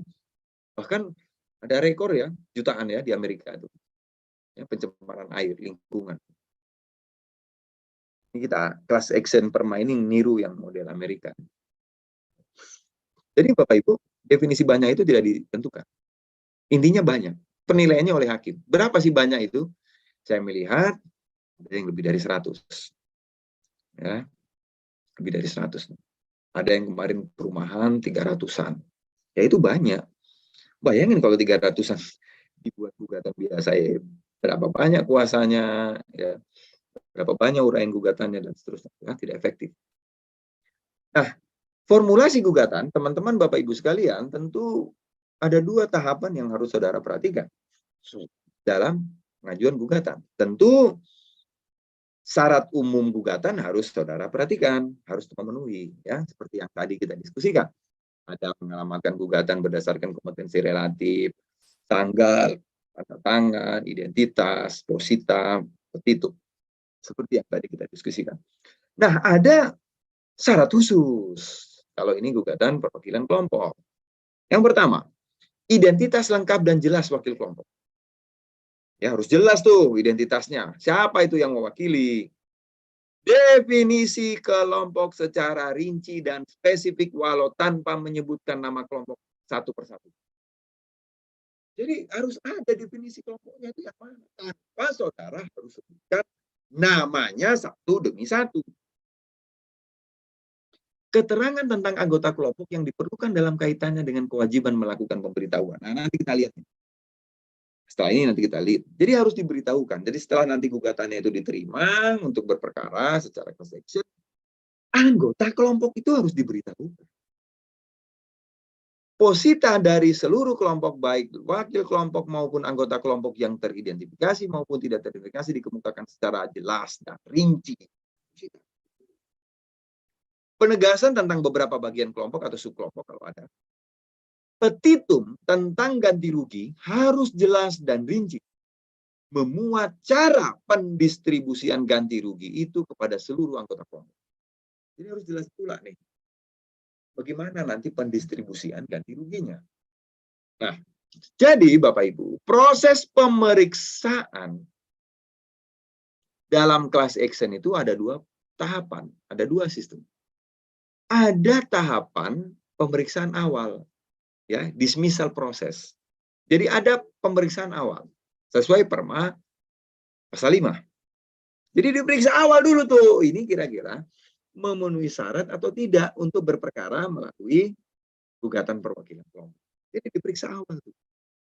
Kalau memang dinyatakan diterima ya nanti kita lihat. Kalau ditolak seperti apa. Nah, kedua, lalu kalau ternyata misalnya diterima untuk beracara melalui gugatan perwakilan kelompok, baru kemudian lanjut seperti pemeriksaan biasa yang tutup pada hukum acara perdata biasa. Berarti kalau kemudian diterima ya sudah tahapan-tahapannya seperti hukum acara tadi. Tahap proses pemeriksaan awal, hakim wajib memeriksa dan mempertimbangkan. A. 1. Adanya kelompok yang beranggota dengan jumlah yang banyak dan dapat dideskripsi secara jelas dan spesifik. Wakil kelompok memenuhi syarat jujur dan kesungguhan. 2. Terdapat kesamaan fakta dan dasar hukum. 3. Terdapat kesamaan jenis tuntutan. Nah, hakim dapat memberi nasihat. Pasal 5 ayat 2. Teman-teman nanti lihat. Memberikan nasihat-nasihat, perbaikan-perbaikan, kesempurnaan dari gugatan ini. Kalau kemudian hakim menerbitkan penetapan gugatan perwakilan kelompok sah sesuai pasal 5 ayat 3 dan 4. Pasal gugatan bahwa gugatan perwakilan kelompok yang diajukan telah memenuhi ketentuan pasal 3, maka hakim menjatuhkan amar. 1. Menyatakan sah gugatan-gugatan perwakilan kelompok. 2. Memberi izin untuk berperkara melalui proses gugatan perwakilan kelompok. Selanjutnya memerintahkan penggugat segera mengajukan surat model pemberitahuan. Nah, kalau kemudian hakim menyatakan gugatan perwakilan tidak sah, maka berdasarkan pasal 5 ayat 5 menyatakan gugatan perwakilan tidak sah. Memberitakan pemeriksaan dihentikan. Kalau ternyata itu tidak memenuhi syarat untuk beracara melalui gugatan perwakilan kelompok. Penetapan sah gugatan perwakilan kelompok final. Nggak ada upaya hukum. Pasal 9 Undang-Undang 20 tahun 47 mengenai banding, ya, terhadap penetapan atau putusan sela harus diajukan bersama-sama dengan putusan akhir. Dengan demikian, penetapan berdasarkan pasal 5 ayat 3 perma tidak dapat diajukan banding. Bisa. Waduh, ini gimana? Kalau sah ya. Nah, Bapak Ibu, Baik, sama. mohon Ya. maaf Pak. Bapak, waktu untuk pemaparan materinya sudah habis. Untuk Habis. selanjutnya, Oh iya. selanjutnya sesi tanya jawab Bapak. 30 menit ya, tanya jawab ya. Iya, baik. Oke. Mohon maaf Bapak. Silakan kalau ada pertanyaan. Ya, bagi para peserta PKPA, untuk yang berkeinginan bertanya, dipersilakan untuk mengaktifkan fitur raise hand. Nanti saya bantu untuk open mic. Kemudian bisa melalui kolom chat, nanti saya bantu untuk bacakan. Begitu. Baik. Kayaknya nggak ada ini, Mas. Iya. Ngantuk ini. Ya wes, saya lanjutkan. Kalau nggak ada, saya lanjutkan ya. Silakan kalau ada tanya, silakan. Mungkin bisa dilanjutkan dahulu Bapak. Nanti tidak ada, saya bacakan gitu. Oke, nanti silakan di-cut ya Mas ya, kalau ada yang bertanya. Baik. Karena memang ini secara khusus di dalam permintaan memang juga harus menjelaskan class action ya. Oke, nanti Bapak Ibu bisa baca sendiri ya. Jadi setelah tadi, misalnya dinyatakan sah untuk berperkara melalui class action, maka tentu ada pemberitahuan. Ya, jadi karena tadi para anggotanya itu tidak diberitahukan dan tidak ada surat kuasa, tiba-tiba ada 1 atau 2 orang mengajukan gugatan perwakilan kelompok, maka ketika gugatan itu dinyatakan sah untuk berperkara melalui gugatan perwakilan kelompok, maka nanti setelah itu ada pemberitahuan. Nah, anggota-anggota itu harus diberitahukan. Nah, nanti Bapak Ibu silahkan baca. Ya. Nah, lalu kemudian kita lompat, kita skip saja ya, teman-teman kayaknya lemes nih. Oke, silakan ya kalau mau ada pertanyaan. Nah, kita lewat gugatan khusus lainnya. Gugatan sederhana atau small claim court. Nah, ini teman-teman tinggal baca sendiri di dalam Perma nomor 2 tahun 2015 yang diubah dengan Perma 4 tahun 2019. Nanti teman-teman lihat ya tentang gugatan sederhana. Jadi menurut pasal 1 angka 1, penyelesaian gugatan sederhana adalah tata cara pemeriksaan di persidangan terhadap gugatan perdata dengan nilai gugatan material paling banyak 500 juta. Kalau dulu 200 juta. Ya, tapi dengan Perma 4 2019 dengan nilai perkara tidak lebih dari 500 juta yang diselesaikan dengan tata cara dan pembuktian yang sederhana. Nah, jadi Bapak Ibu, kita tahulah gugatan untuk nilai-nilai yang tidak besar, ya, tidak besar. Dulunya itu 200 juta. Ya memang dalam Perma 4 2015 itu banyak kritikan, ya, termasuk saya pernah diundang juga Mahkamah Agung dan Kementerian Hukum dan HAM waktu itu. Ini 200 juta itu kecil banget ya. 200 juta untuk Jakarta itu uang jajannya Crazy Rich itu ya. Sekali makan steak itu bisa habis 200 juta. Ada orang gila makan steak sekali makan 200 juta. Ya, suka-suka dia, uangnya dia ya. Tapi kan itu dipamerkan sangat mencederai rasa kemanusiaan itu ya. Di sisi yang lain banyak orang yang nggak bisa makan. Anak muda yang hebat-hebat ini tentu jangan flexing. Ya. Saudara sebagai advokat officium nobile harus menjunjung nilai-nilai etika kemasyarakatan. Maka saya tidak setuju ada advokat yang mamer-mamerin kekayaannya, joget sana sini. Itu menurut saya sebagai seorang dosen nggak tepat ya. Oh, ini bukan dalam kapasitas sebagai advokat. Ini kapasitas sebagai pribadi seorang pengusaha, nggak bisa, bro. Saudara sebagai notaris juga begitu. Hakim. Oh, saya kan ke klub malam bukan dalam kapasitas sebagai notaris, sebagai hakim, tapi sebagai gansar. Nggak bisa, bro. Di bahumu, di kepalamu, di jiwamu, itu melekat profesi advokat. Maka segala tindak tandukmu itu menentukan. Maka saya nggak setuju. Pamer-pamerin joget. Nggak apa-apa sih. Ya saya juga pengen punya aspri, tapi nggak boleh. Sebagai profesi kepercayaan, ya teman-teman harus menjunjung tinggi itu.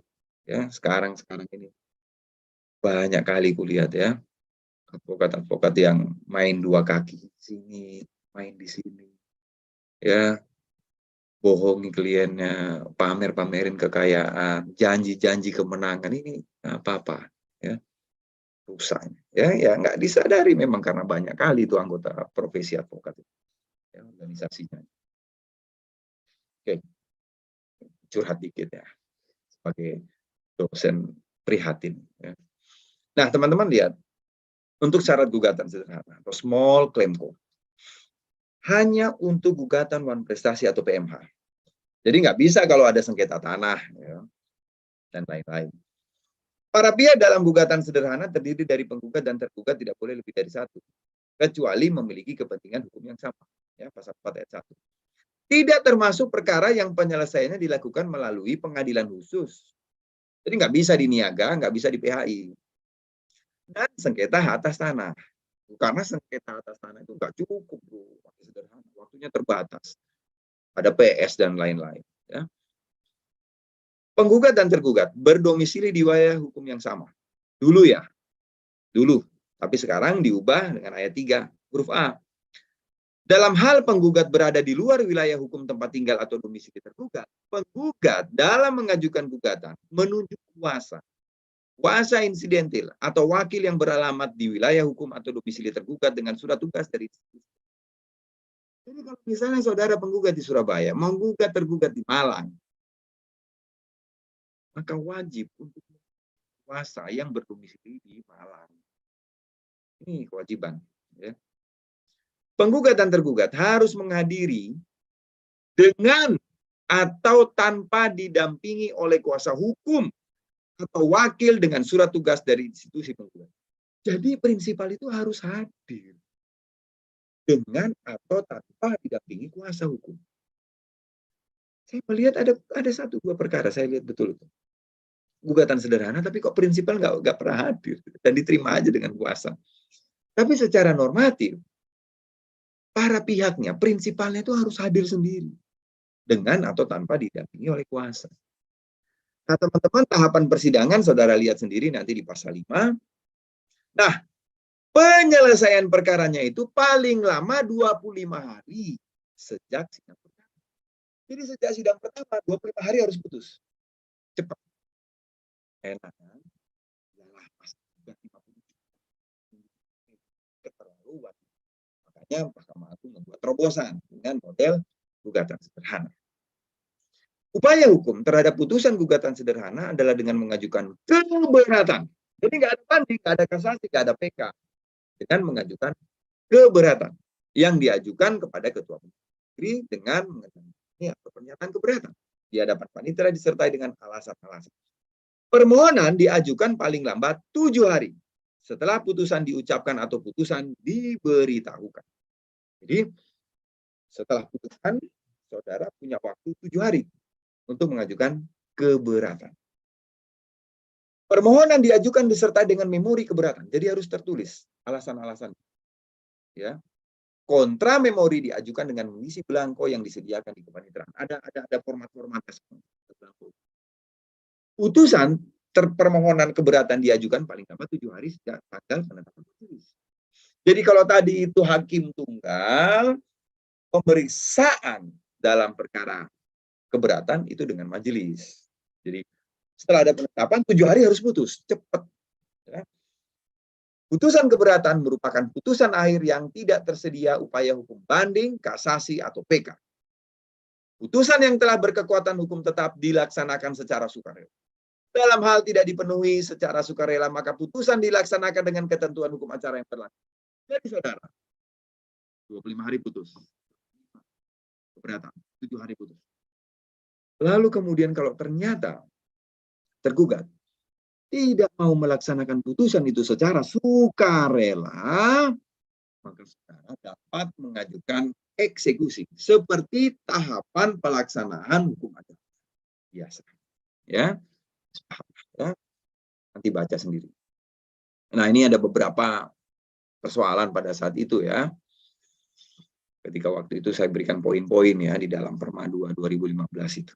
Mengenai waktu itu domisili para pihak. Waktu itu domisili para pihak itu harus sama.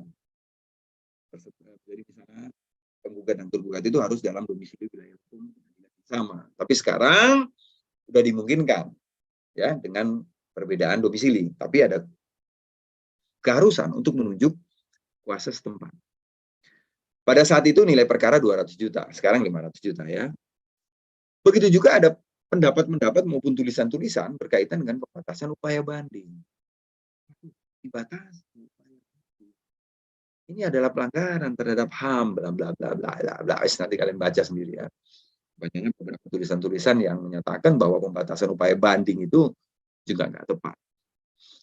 Yang ketiga, ada beberapa persoalan, misalnya kedudukan hakim tunggal.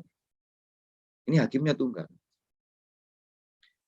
Di mana kita tahu di dalam Undang-Undang Kekuasaan Kehakiman, pasal 11 ayat 1, yang menyatakan bahwa sekurang-kurangnya susunan hakim dalam memeriksa, mengadili, dan memutus sebuah perkara adalah 3 orang, kecuali undang-undang menentukan lain.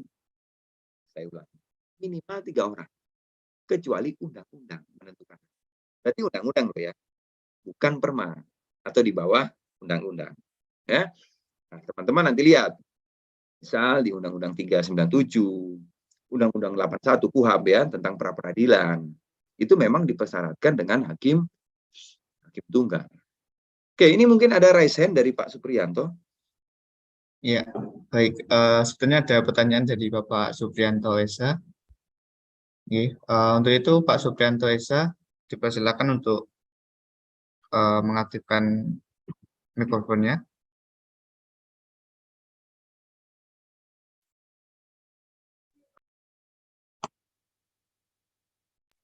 Ya, Selamat siang Pak. Selamat siang Pak Supriyanto. Izin bertanya Pak. Jadi gini, saya tadi kan mendengar pemaparan Bapak kan, jadi gugatan di Perdata itu kan mengenai tentang bahan prestasi sama perbuatan melanggar hukum Pak ya. Iya. Iya. Jadi ini kebetulan saya di institusi keuangan Pak. Jadi biasa kita kan pasti kalau digugat sama debitur kita. Jadi saya pernah baca sedikit gugatan itu, jadi gini, dia di gugatan dia itu mencantumkan 2 Pak. Jadi perbuatan melanggar hukumnya juga wan prestasi kita juga Pak. Jadi contoh yang spesifiknya, jadi kalau melanggar hukum itu karena kita melakukan lelang objek jaminan. 2, kita sebagai kreditur di wan prestasi karena tidak memberikan kesempatan untuk restrukturisasi atau apalah. Itu gimana menurut Bapak? Jadi apakah 2 gugatan itu bisa digabungkan atau memang harus satu-satu Pak? Kayak gitu. Makasih. Baik, makasih Pak Supriyanto. Ya, Gini, memang secara umum ya, dasar gugatan di Indonesia kita itu ada wan prestasi, ada PMH. Ini didasarkan pada hubungan perikatan kita. Di dalam ketentuan pasal 1233 BW kita, bahwa perikatan itu lahir karena perjanjian, lahir karena undang-undang. Pelanggaran terhadap perjanjian itu adalah gugat wan prestasi atau cedera janji. Pelanggaran undang-undang, dalam hal ini pelanggaran hukum, ya tentu gugatannya PMH, perbuatan melanggar hukum. Tetapi Bapak Ibu catat baik-baik, sebenarnya juga ada gugatan model lain selain gugatan prestasi maupun gugatan PMH. Apa? 1. Gugatan pembatalan perjanjian karena kesesatan. 1321 Junto 1322. Karena kesesatan. Sebenarnya gugatan kesesatan itu bukan gugat PMH, bukan gugat wan prestasi, karena memang kesesatan itu tidak boleh disengaja. Kalau sengaja kamu menyesatkan orang, ya itu penipuan. Berarti kan PMH itu. Ya, cuman memang dalam waktu-waktu terakhir saya nggak pernah melihat gugat karena kesesatan. Kemudian yang kedua, Bapak Ibu, gugatan penyalahgunaan keadaan. Memang relatif dominan penyalahgunaan keadaan itu dimasukkan sebagai pelanggaran hukum, PMH.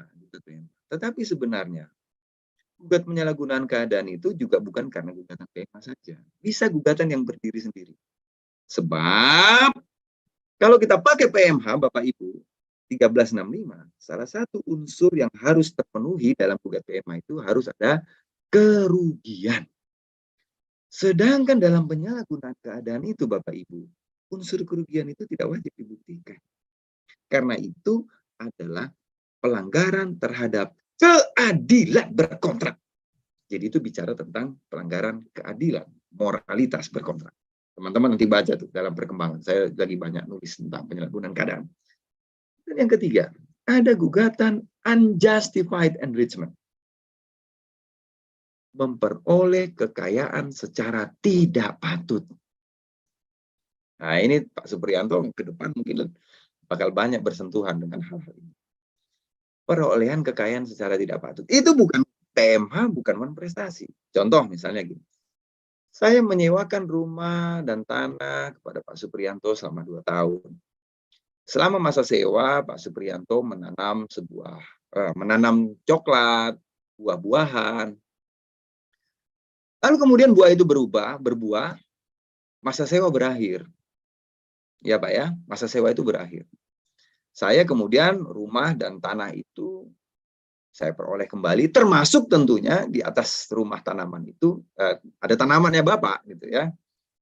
Saya kemudian menikmati hasil buah itu yang telah Bapak tanam. Saya memetik hasil coklat, saya memetik hasil buah dan sebagainya. Saya memperoleh duit dari itu. Saya dalam menikmati itu, Pak, bukan melanggar hukum. Ya tanah-tanah saya, Pak. Bangunan-bangunan milik saya, Pak. Apakah saya wan prestasi? Oh ya enggak ada perjanjian dengan Bapak. Nah, Pak Supriyanto bisa menggugat saya. Menggugat apa? Memperoleh kekayaan secara tidak patut. Dan sampai itu menikmati hasil yang bukan dari hasil jerih payahnya. Dia memperoleh secara tidak patut. Ini bicara moralitas. Tetapi Bapak Ibu, tentu gugatan yang bisa diminta adalah bukan gugatan ganti rugi, tetapi restitusi. Ya, teman-teman nanti lihat tuh, rugi, restitusi. Oke, nanti Bapak Ibu baca sendiri. Nah, kembali ke pertanyaannya Pak Supriyanto tadi. Kita tahu secara umum ya, saya belum masuk ke substansi. Pak Supriyanto dan Bapak Ibu sekalian, teman-teman semua, kita paham betul lah. Gugatan perbuatan melanggar hukum yang dicampur adukan dengan gugatan prestasi itu adalah gugatan yang tidak jelas atau gugatan yang kabur, obscure. Kenapa? Tentu dalam formulasi gugatan kita harus menjelaskan hubungan hukum para pihak ini apa, pelanggaran apa yang dimaksud. Kalau ini pelanggaran kontrak, ya tentu harus gugatan wan prestasi. Kalau ini pelanggaran hukum, ya harus gugat PMH. Kalau ini dicampur adukan, maka tidak akan jelas kesalahan tergugat ini apa. Apakah pelanggaran kewajiban kontraktual atau pelanggaran hukum. Beda tuh. Saudara, beda. Pahami 1365 dan variannya.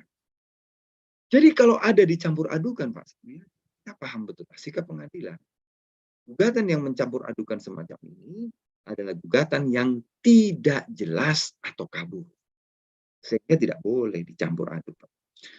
Nah, kemudian yang kedua, dari pertanyaan Bapak tadi, kalau ini bicara tentang pembatalan lelang, kebetulan saya juga berkali-kali itu juga diminta pendapat, mungkin kita pernah ketemu.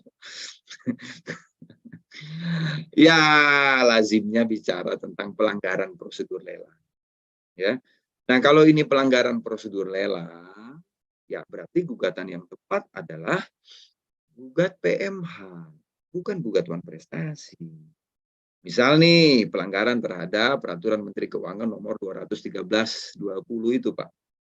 Ya. Saya nggak tahu, ada yang baru, Pak? 213/20. Terakhir itu kan prosedur lelang. Yang menggantikan PMK 27/2016. Ya, misal tentang nilai. Lazimnya kan nilai itu, Pak. Tapi kan nilai itu tanggung jawab penjual. Saya juga heran juga, ini kasihan juga ini.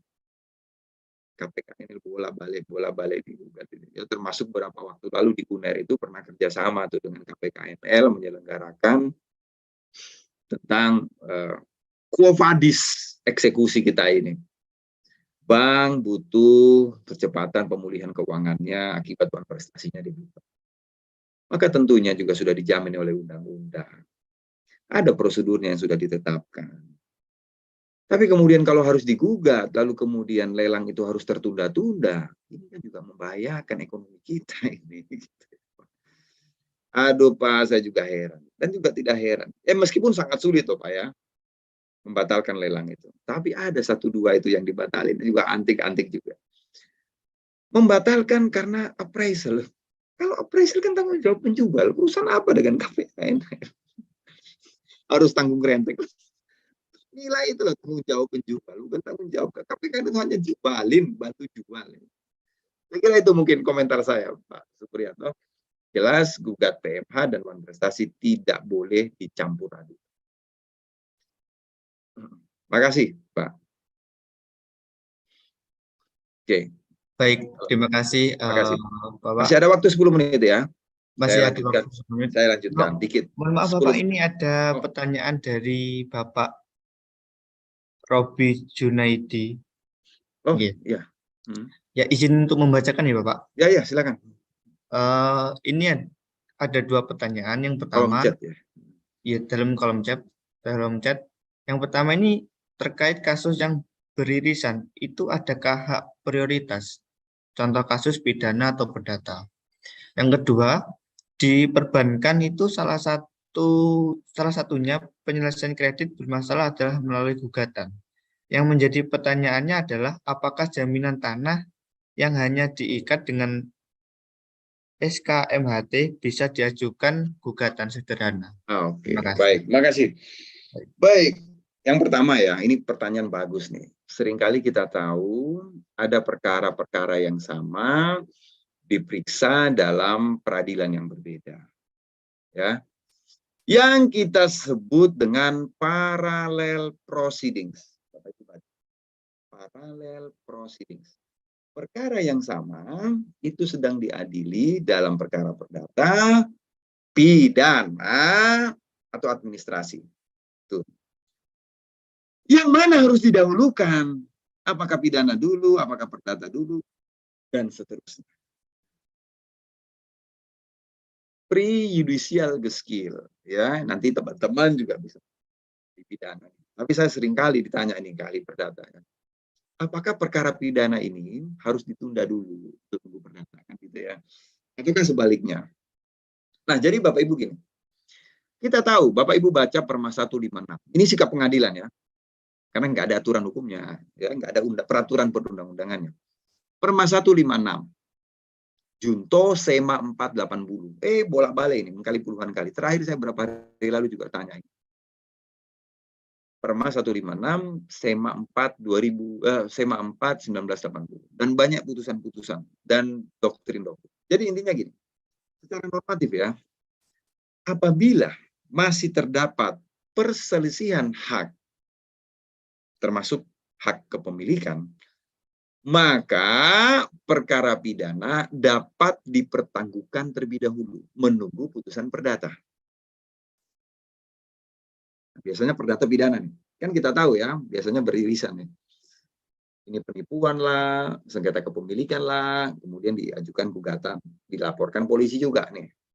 Nah, secara normatif Bapak Ibu, sikap pengadilan kita termasuk kepolisian, kalau di dalam atau di antara para pihak ini masih terdapat sengketa kepemilikan, lalu kemudian salah satu pihak itu mengajukan proses pidana, maka pidananya ditunda dulu. Dapat ya, dapat ini berarti kan opsi penyidik. Misal nih, A dan B ini masih sengketa kepemilikan tentang tanah. Si A punya sertifikat, si B punya letter C lah, petok C lah, apalah itulah ya, dan sedang digugat di pengadilan. Maka Bapak Ibu, perdata pidananya dapat ditunda dulu untuk memastikan siapa yang berhak atas tanah ini. Ya, siapa yang berhak atas tanah ini? Ya tunda dulu pidananya. Ya gimana polisi mau jelaskan bahwa ini ada penyerobotan sedangkan kepemilikannya masih sengketa kan gitu. Nah, tetapi kalau untuk perkara-perkara yang lain, nah ini yang repot, penipuan, pemalsuan, itu kan juga menjadi alasan pembatalan perjanjian, gugat pembatalan. Tapi juga itu bisa berimplikasi pidana. Yang mana yang harus kita dahulukan? Apakah digugat bareng-bareng, lapor bareng-bareng, atau tunda dulu salah satunya? Ini yang menjadi perdebatan. Secara normatif tidak ada yang harus didahulukan. Dapat berjalan bersama-sama. Tetapi menjadi persoalan adalah kalau ini diajukan bersama-sama, paralel proceedings, maka tidak tertutup kemungkinan putusannya saling bertentangan. Putusan pidana bilang A, perdata bilang B. Macam mana ini? Banyak sekali tuh, begitu itu. Tapi saya melihat beberapa putusan dan saya juga menerapkan ini. Ya, meskipun saya nggak sependapat ya. Ya, tapi kebetulan ya dalam posisi kawan yang kita bela ya.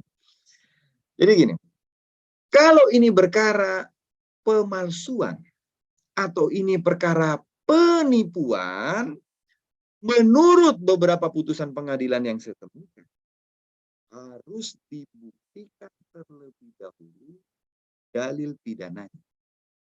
Meskipun saya tidak terlalu berpendapat. Jadi kalau ini bicara penipuan atau pemalsuan, termasuk saudara penghinaan, saya juga lagi nulis penghinaan, 1372 sampai 1380, itu harus dibuktikan dulu pidana. Sebab menurut pengadilan, pembuktian perdata itu memiliki keterbatasan. Kalau misalnya ini saudara mendalilkan bahwa tanda tangan ini dipalsukan, tanda tangannya dipalsukan, ya kalau digugat perdata bagaimana caranya hakim perdata membuktikan bahwa ini tanda tangan palsu? Si tergugat kalau tidak itu tanda tangan saudara kok. Ini Pak beda-bedanya. Bagaimana hakim perdata menilai palsu atau tidak? Maka tentu pembuktian pidana. Karena tentu ada digital forensik dan sebagainya. Digital lab krim apalah. Ya. Begitu juga dengan penipuan. Karena dalam konteks pidana itu mencari kebenaran material dia. Kalau ini disodori, akta otentik, perkara perdata itu otentik itu sempurna, bro. Ini loh saudara tanda tangan, dibacakan. Macam-macam ada penipuan ini. Kalau memang betul ada pemalsuan atau penipuan, pidanakan. Nanti terbukti pidana itu dapat dijadikan dasar untuk batalin perjanjian dan kemudian minta ganti rugi. Nah, jadi menurut sikap pengadilan kita, kalau ini bicara tentang pemalsuan, penipuan, atau penghinaan 1372 sampai 1380 yang saya temukan ada lebih dari 5 putusan, pidananya dibuktikan terlebih dahulu.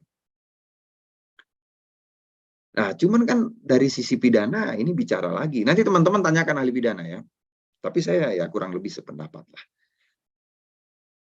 Ini berarti pidana jadi premium remedium. bukan ultimum remedium. Itu kan pidana dulu yang harus dikedepankan ini, bukan obat terakhir. Ya. Diskusi lebih lanjut ke depan. Ya, Ya, baik. itu mungkin. Nah, satu lagi, gugatan sederhana. Kalau ini sengketa akta perjanjian kredit maupun pembebanan jaminan, itu tidak bisa dengan gugatan sederhana. Terkait keabsahan SKMHT atau APHT, nggak bisa pakai sederhana. Kenapa? Bicara PMH, perbankan, jaminan, itu pembuktiannya tidak sederhana. Proses waktu pemeriksaan nggak bisa dipakai sederhana. Oleh karena itu, sengketa perjanjian kredit maupun pembebanan SKMHT atau APHT itu harus dengan gugatan biasa. Apalagi pihak-pihaknya lebih dari satu itu. Ada bank, ada kalau sudah dilelang ya tadi ada temannya Pak Supriyanto, ya, ada notaris, ada PPAT, wah itu nggak bisa pakai gugatan sederhana, harus dengan gugatan biasa. Mungkin itu catatan saya Pak Moderator, mungkin akan dilanjutkan setelah break. Saya harus wawancara S3 UNER, harus pindah channel. Terima kasih. Baik. Terima kasih Bapak Dr. Kasnam Anam SHMKN yang telah menyampaikan materi yang luar biasa. Untuk menutup sesi ini, izin untuk mengambil foto Bapak, mengambil dokumentasi. Untuk peserta PKPA dimohon untuk mengaktifkan kamera terlebih dahulu karena akan mengambil sesi dokumentasi. Ya, baik. Untuk itu 1, 2, 3. Baik, untuk slide kedua. 1, 2, 3. Baik. Terima kasih Bapak Kasnam Anam SHMKN. Nanti setelah istirahat ya Bapak, untuk disambung lagi pukul 13.30 ya Pak. Terima kasih Pak Moderator, Bapak Ibu, sampai jumpa insya Allah 13.30. Ini sudah hadir suhu saya nih, suhu saya. Ya, sudah hadir Bapak Zamroni SMA. Baik, terima kasih Bapak Kasnam. Terima kasih.